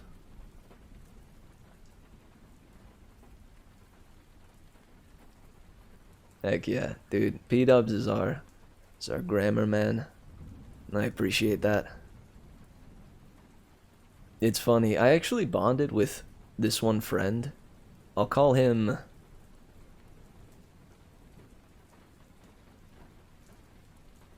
Hebo.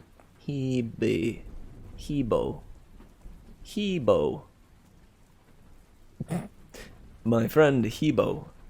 I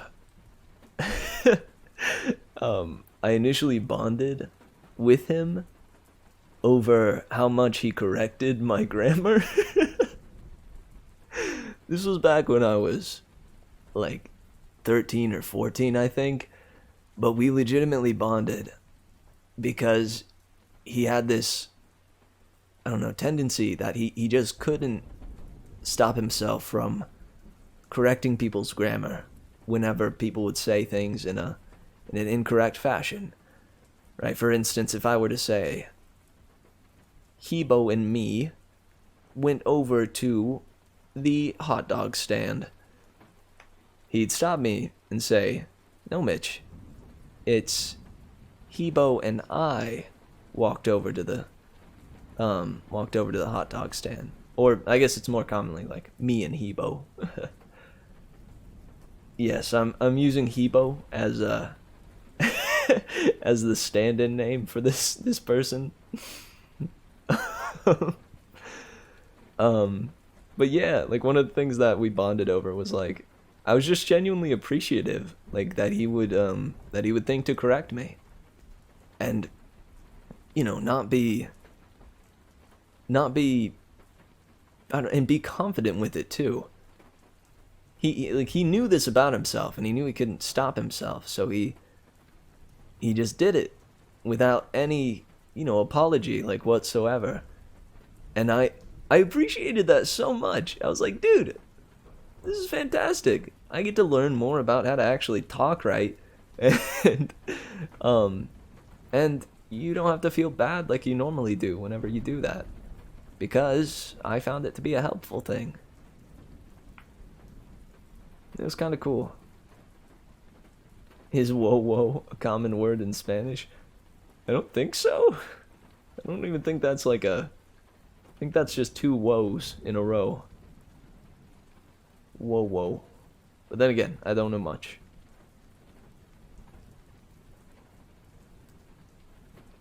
Oh, wow. So that's meant to be wow. Wow. Yeah, wow. Oh snap, dude! I've been saying it whoa. Shoot, how did I not realize that? That's a wow. It's a unique May thing, as far as as far as I can tell. Wow. It's a nice exclamation though. I like the combination, you know. Something so amazing, you gotta say wow twice. Wow. Not just one wow, but two in a row.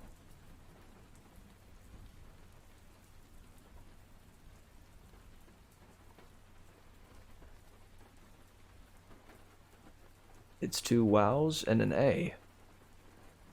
Wowa. What in the world? That's pretty wild.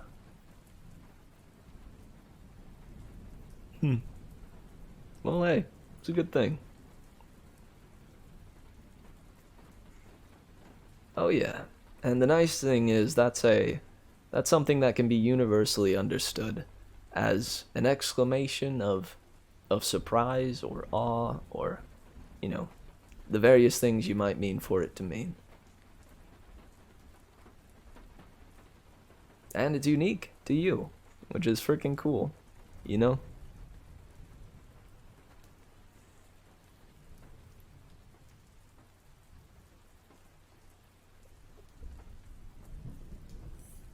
Very May. Heck yeah. I agree, P-dubs. Well, okay, guys. Man, what is the verdict? Do I try to do an all-nighter tonight? the tea I'm drinking is a sleepy time tea, so I haven't done myself any favors by drinking that. But I could do it. See if I can get some work done. See if I can be productive while I do it.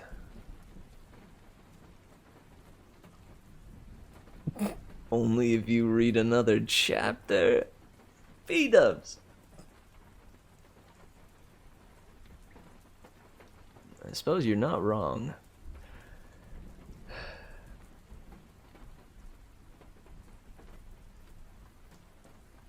But I'd only planned on 4 chapters today.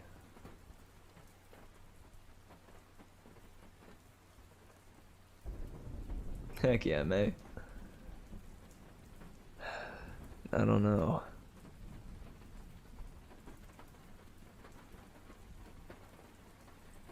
I only planned on 4.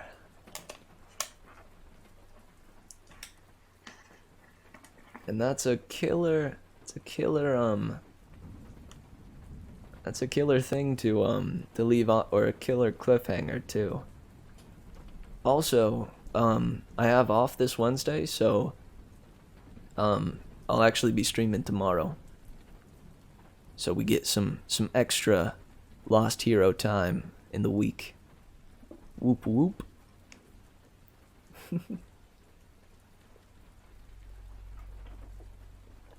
Hang on. Gotta go grab another book.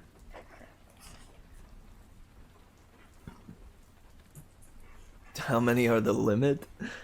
I'd say for like a reasonable amount, the limit is like 4 or 5.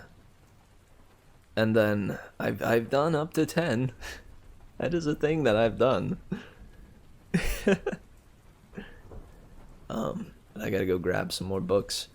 I will play the song that tried to play itself while I go do that. What do I give? How do I live in this life of ours? All I know is that I take plenty from here under the stars. I won't revive, I won't relive. I accept what I've done and I forgive. What do I give? How do I live in this life of ours? All I know is that I take plenty from here under the stars. I won't revive, I won't relive. I accept what I've done and I forgive. Starting with our book. What do I give? How do I live in this life of ours? All I know is that I take plenty from here under the stars. I won't revive, I won't relive. I accept what I've done and I forgive. Nebulous days lead me to ravenous haze.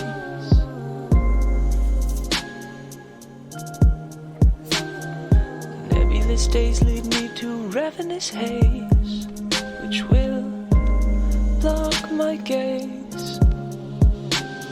Illusory ways make feelings that don't stay.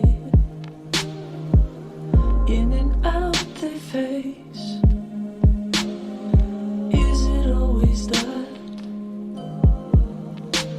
My tangible wishes are just out of reach. Nebulous days lead me to ravenous haze, which will block my gaze. Illusory ways make feelings that don't stay. In and out they face. Is it always that? This has been Book on Face. Dude, it was sleepy under there. I even had the thought of like, dude, what if I what if I fell asleep? Just genuinely didn't come up from that. You see after like an hour or two the books slip off, like one book at a time slips off. And I wake up in a frenzy like, what in the world happened? Where am I? What year is it? Sleep streams, more common than you think. No doubt about it. Imagine a sleeping stream. Yeah, people actually do those, don't they? I know for a fact I've seen some on YouTube where it's legitimately just a dude going to sleep. And it's like 10 hours long or something. It's fascinating.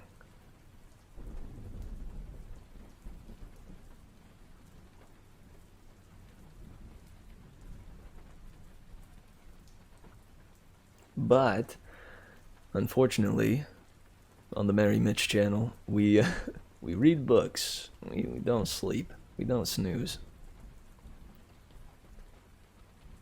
I don't get it, but the world is weird.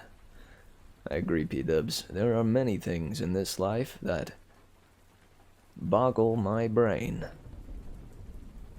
if you will. That confuddle my puddle, you know?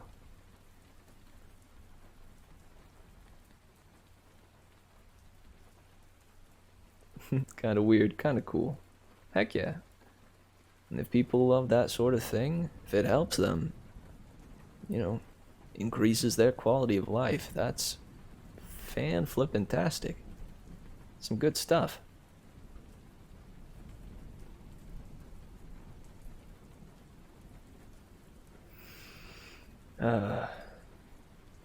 Okay. I'm gonna go ahead and mosey towards the end of the stream here. I'm gonna fold my clothes from my laundry and contemplate what I'm gonna do tonight.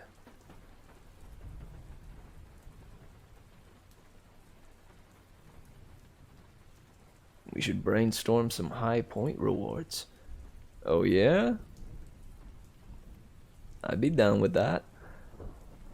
What did you have in mind? What is brewing in this brainstorm?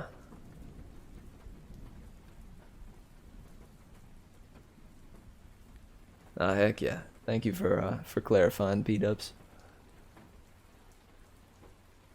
Yeah, what would be good?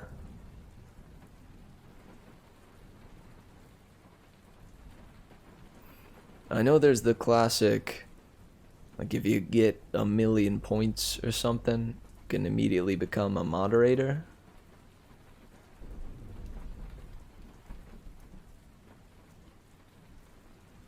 We could have a super high point reward for VIP. Or VIP. I don't exactly remember what that does, but you get a neat little thing beside your name in the chat.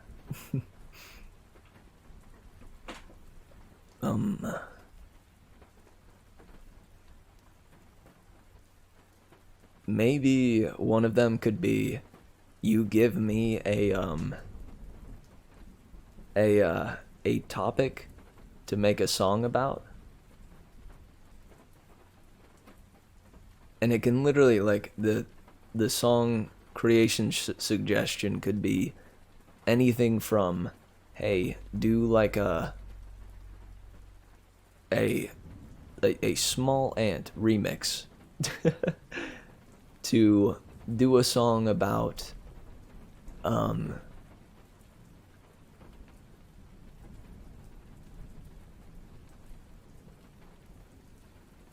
I don't know, about being bullied or something. I don't know.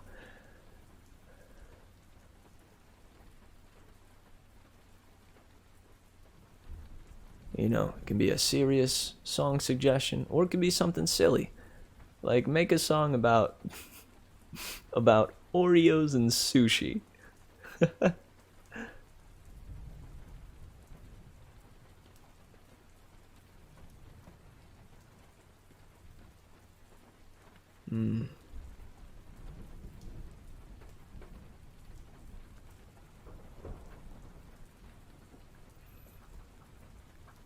So that could maybe be one. What other point prizes? Heck yeah, I think that could be cool. I make a song especially for you.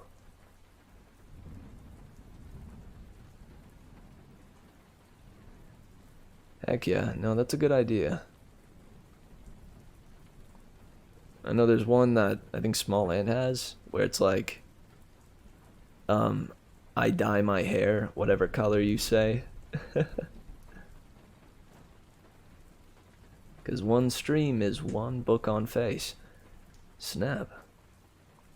I actually didn't realize that. So it'd be cool to have stuff to like incentivize saving up for. True, true.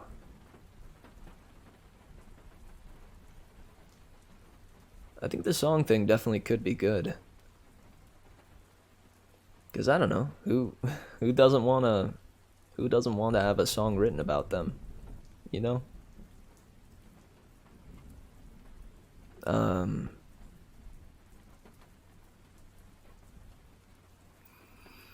Maybe you could be a guest on the show. Like you get to come in and read one of the short stories on a night of your choosing.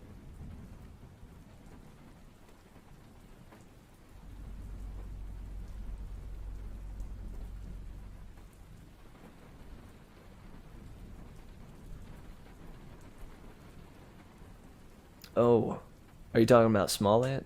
People only have like 700K? That's getting close to 1 million. I don't know.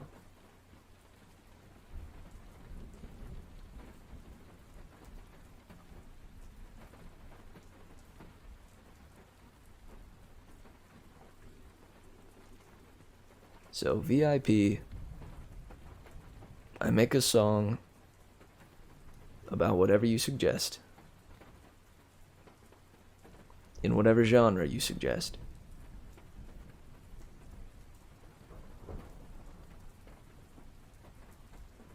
And then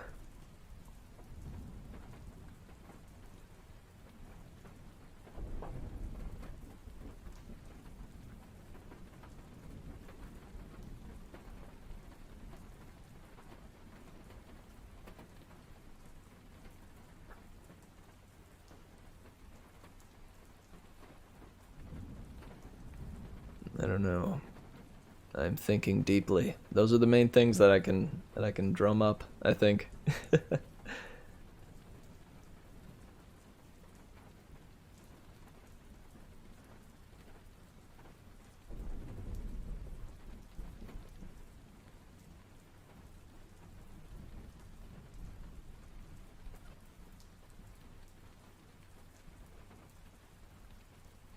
They've been saying they've been saving since they came out and are in the stream every weekday. Nice. The mods especially, yeah, I don't doubt it. Snap, it's getting close, man. I have no idea what Ant is gonna look like with dyed hair. And hey, the guest idea is pretty rad too. I could imagine doing a crossover with some rad people from chat. Heck yeah, that's what I was thinking. You know, might be cool to find, and you know, they could choose whichever night that they want to star in, you know? If they want to do a fantasy story, they do Friday. If they want to do a horror story, they do Saturday. And if they, they want to do Sunday, if they want to do a sci-fi story, they do Sunday. May stream. Heck yeah. It would be cool. And, you know, we'd work out the details too. We'd go into a DM and talk about, like, hey, you know, what kind of story are you comfortable with? Like, do you want to be on the air for, like, a solid long story, like for an hour's time, or would you like to find something more along the lines of like a poem or something to perform. P-dub stream. Let's go. But yeah, so it would be flexible, you know, because I know, although that might be cool for peeps, and I would love the chance to like actually get to hang out and chat with the folks from chat. I know this format, this platform isn't exactly a comfortable thing for everybody. Yeah, no. You know what I mean, dude. Also, I don't know. I don't really want to make like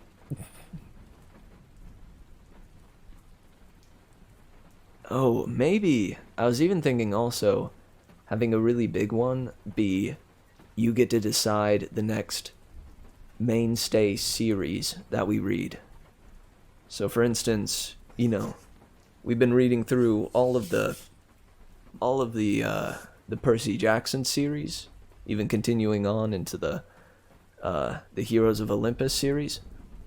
You would get to choose whatever the next mainstay series would be that we read during the weekdays. You could be like, hey, next one, we're going to be doing Aragon. Or, hey, next one, we're doing Harry Potter, baby. You could decide on that. Hunger Games.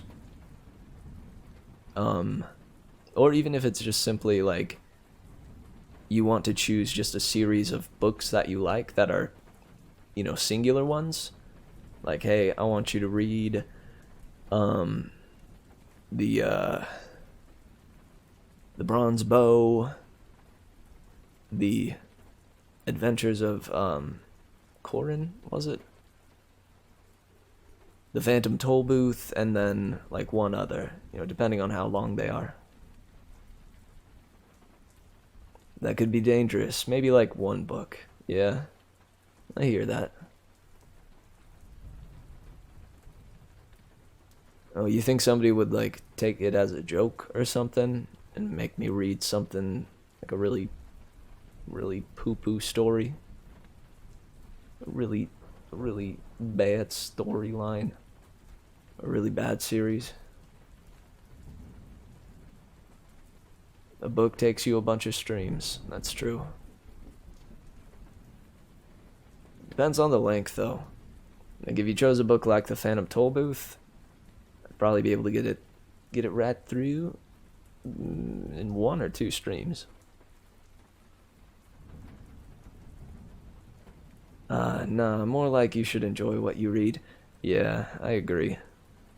That's why, like, when we came to the end of the Percy Jackson series, I asked the chat, I was like, hey, do we kind of have a buffer book where I read, like, a singular, like, you know, separate book from the series, or do we just continue straight on to The Lost Hero? And I finally came to the realization that, shoot, yeah, I want to be enjoying what I'm reading, and my instant, like, feeling and what I want to do was to just move straight on to the next series. I could handle one book that I didn't like. It's true. But the whole series could be bad. Yeah, I agree.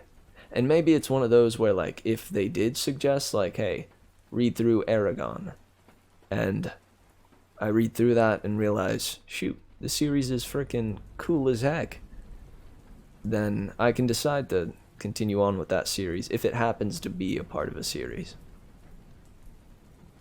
Oh yeah. I could get down with that.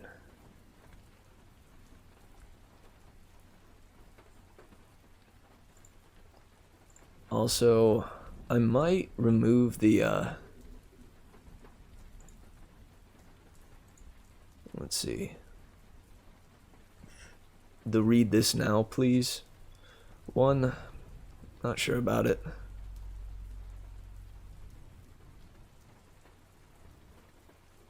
Because I'd intended that to be just like a... I don't know.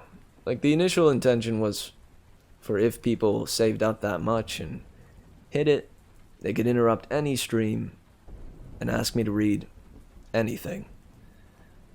And I would have to stop the stream right there and go and read it. But with the suggestion of the B movie, I think I realized that maybe that one's a little too low priced, you know.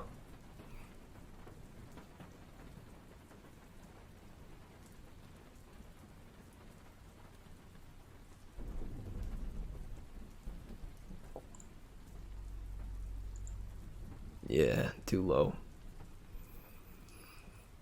Honest to goodness, that's probably another, like, big one. Because if I made it worth the while, you know, like, made it a lot of points, like at least 500k or something, then it would make sense that, like, okay, if somebody actually spends all their points on that, then heck yeah, that's deserving of stopping everything and reading even the B movie script, if that is the request. That's a great idea, to be honest. It is. I agree. I'm not opposed to reading joke stuff and meme stuff. Just not in the stead of something I care about, like the Riordan series. Riordan series. There we go. So I wanted to say that smoothly instead of struggling through it. Yeah, one of these days I will read the B movie script on this channel. It'll happen. I just sense it in my bones, you know? I can feel it.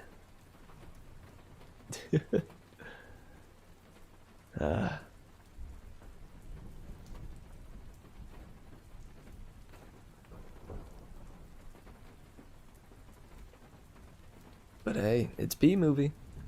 Kinda rad. It's hard to argue with that, yo. Hard to argue with that.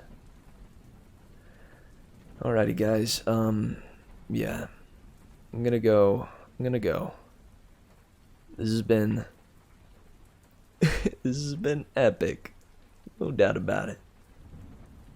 When you go to price them out, give a look at how points are awarded to see how long it'd take someone to get there. Right. I believe it's like 10 points per minute? Yeah.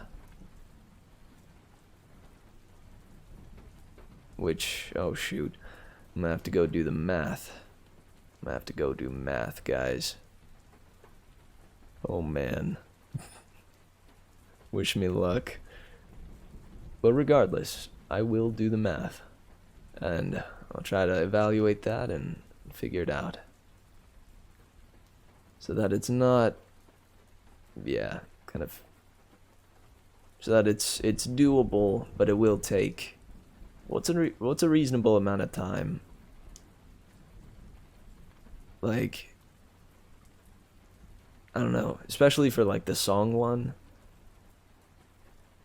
How long would they have to watch? Like upwards of 50 streams or something? That sounds kind of wild.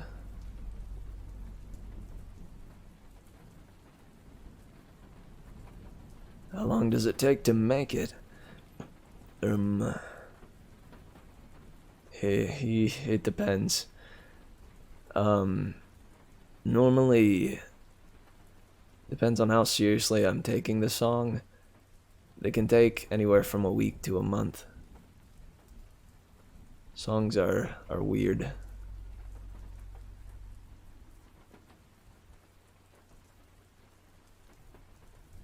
shoot, but that would only be a month's worth of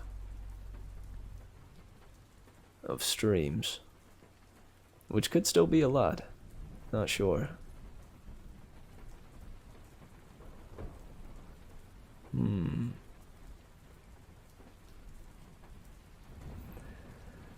Well, I will do my best to do the math.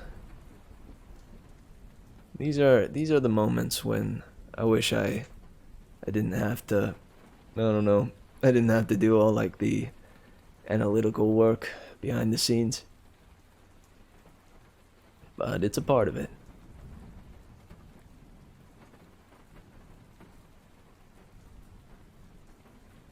FFT. I don't know what that means. Frolicking for thoughts. Food for thought. Duh. Heck. I'm dumb. I knew that.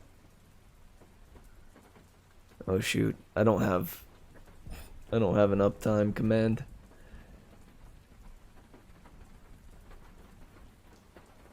Yeah, I noticed, I think 2 commands that I need to get up and running are uptime and what was that other one?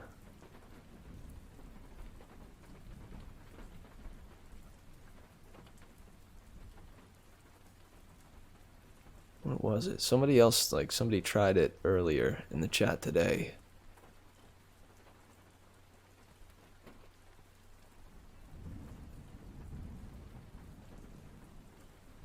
I don't know if I'm gonna find it. Yeah,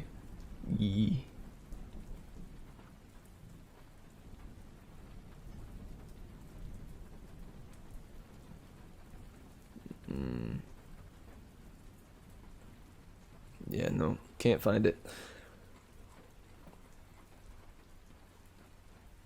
Oh, in the socials. That one's, yeah, I don't know. I guess that I can make an actual command for folks to pop that up.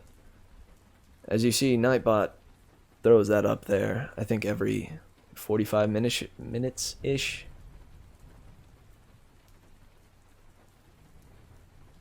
And what is exclamation point followage? Is that like how many, to like throw up there how many followers I have? I don't know. Fair enough. Fair enough.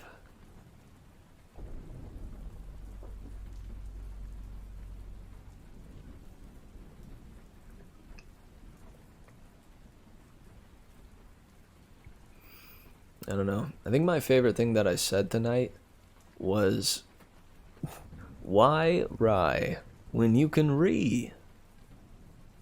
Why rye when you can re?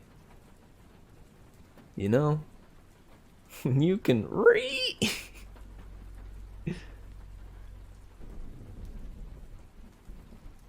How long ago have you been following?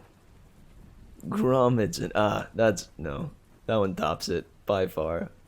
Grommets and gears. My word. Honestly, I want to use that in my day-to-day. Not even joking. I want to just be like at the grocery store and I see something on sale and I think it's like outrageously priced and I just yell out in the middle of the grocery store, grommets and gears. This price is ridiculous. What is this? Now, could I actually do that is another question. I feel like I could do that with friends, though. I find more courage when I'm with folks I adore.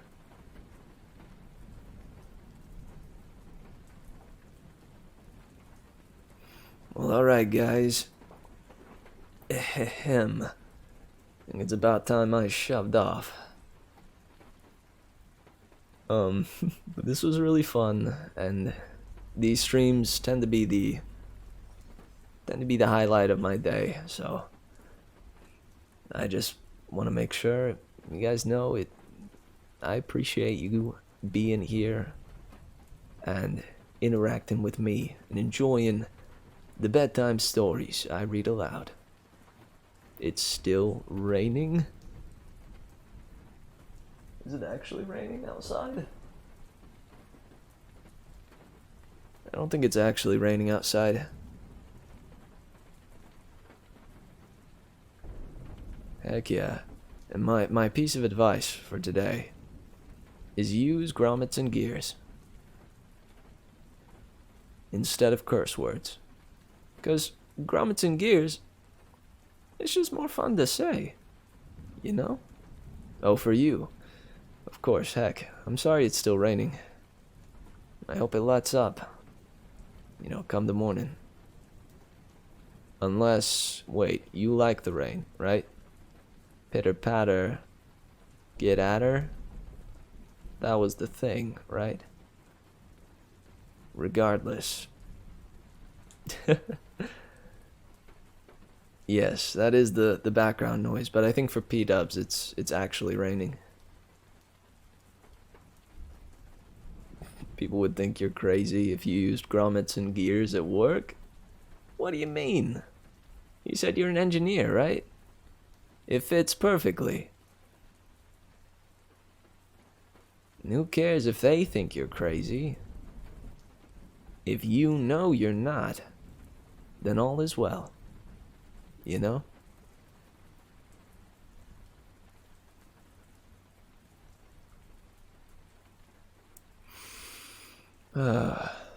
Okay. Enough lollygagging. I'ma shove off. Don't be afraid to use it at work, P-dubs. I'm serious. You can do it. It fits. It works. Alright, hit me with that outro music. Bada bam. Thank you guys so much for being here. I love you bunches and bunches. Remember to grommet your gears and gear your grommets. And I hope to see you tomorrow. Many blessings, and thank you again to Lucas for the raid, and for all the folks that followed tonight. You've become a wildflower in the Merry Meadow, and I welcome you in. I pray you guys sleep well, that you wake up feeling refreshed tomorrow. Remember to take the merriment we created tonight. Hold it close to your heart. Let it set you at ease as you lay your head on your pillow tonight, and let it flourish in the morrow.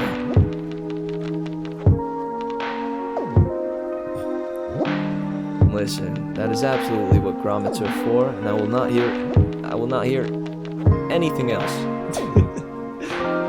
Alright, goodbye you guys. Much love. Hope to see you tomorrow for chapter 20 and forward.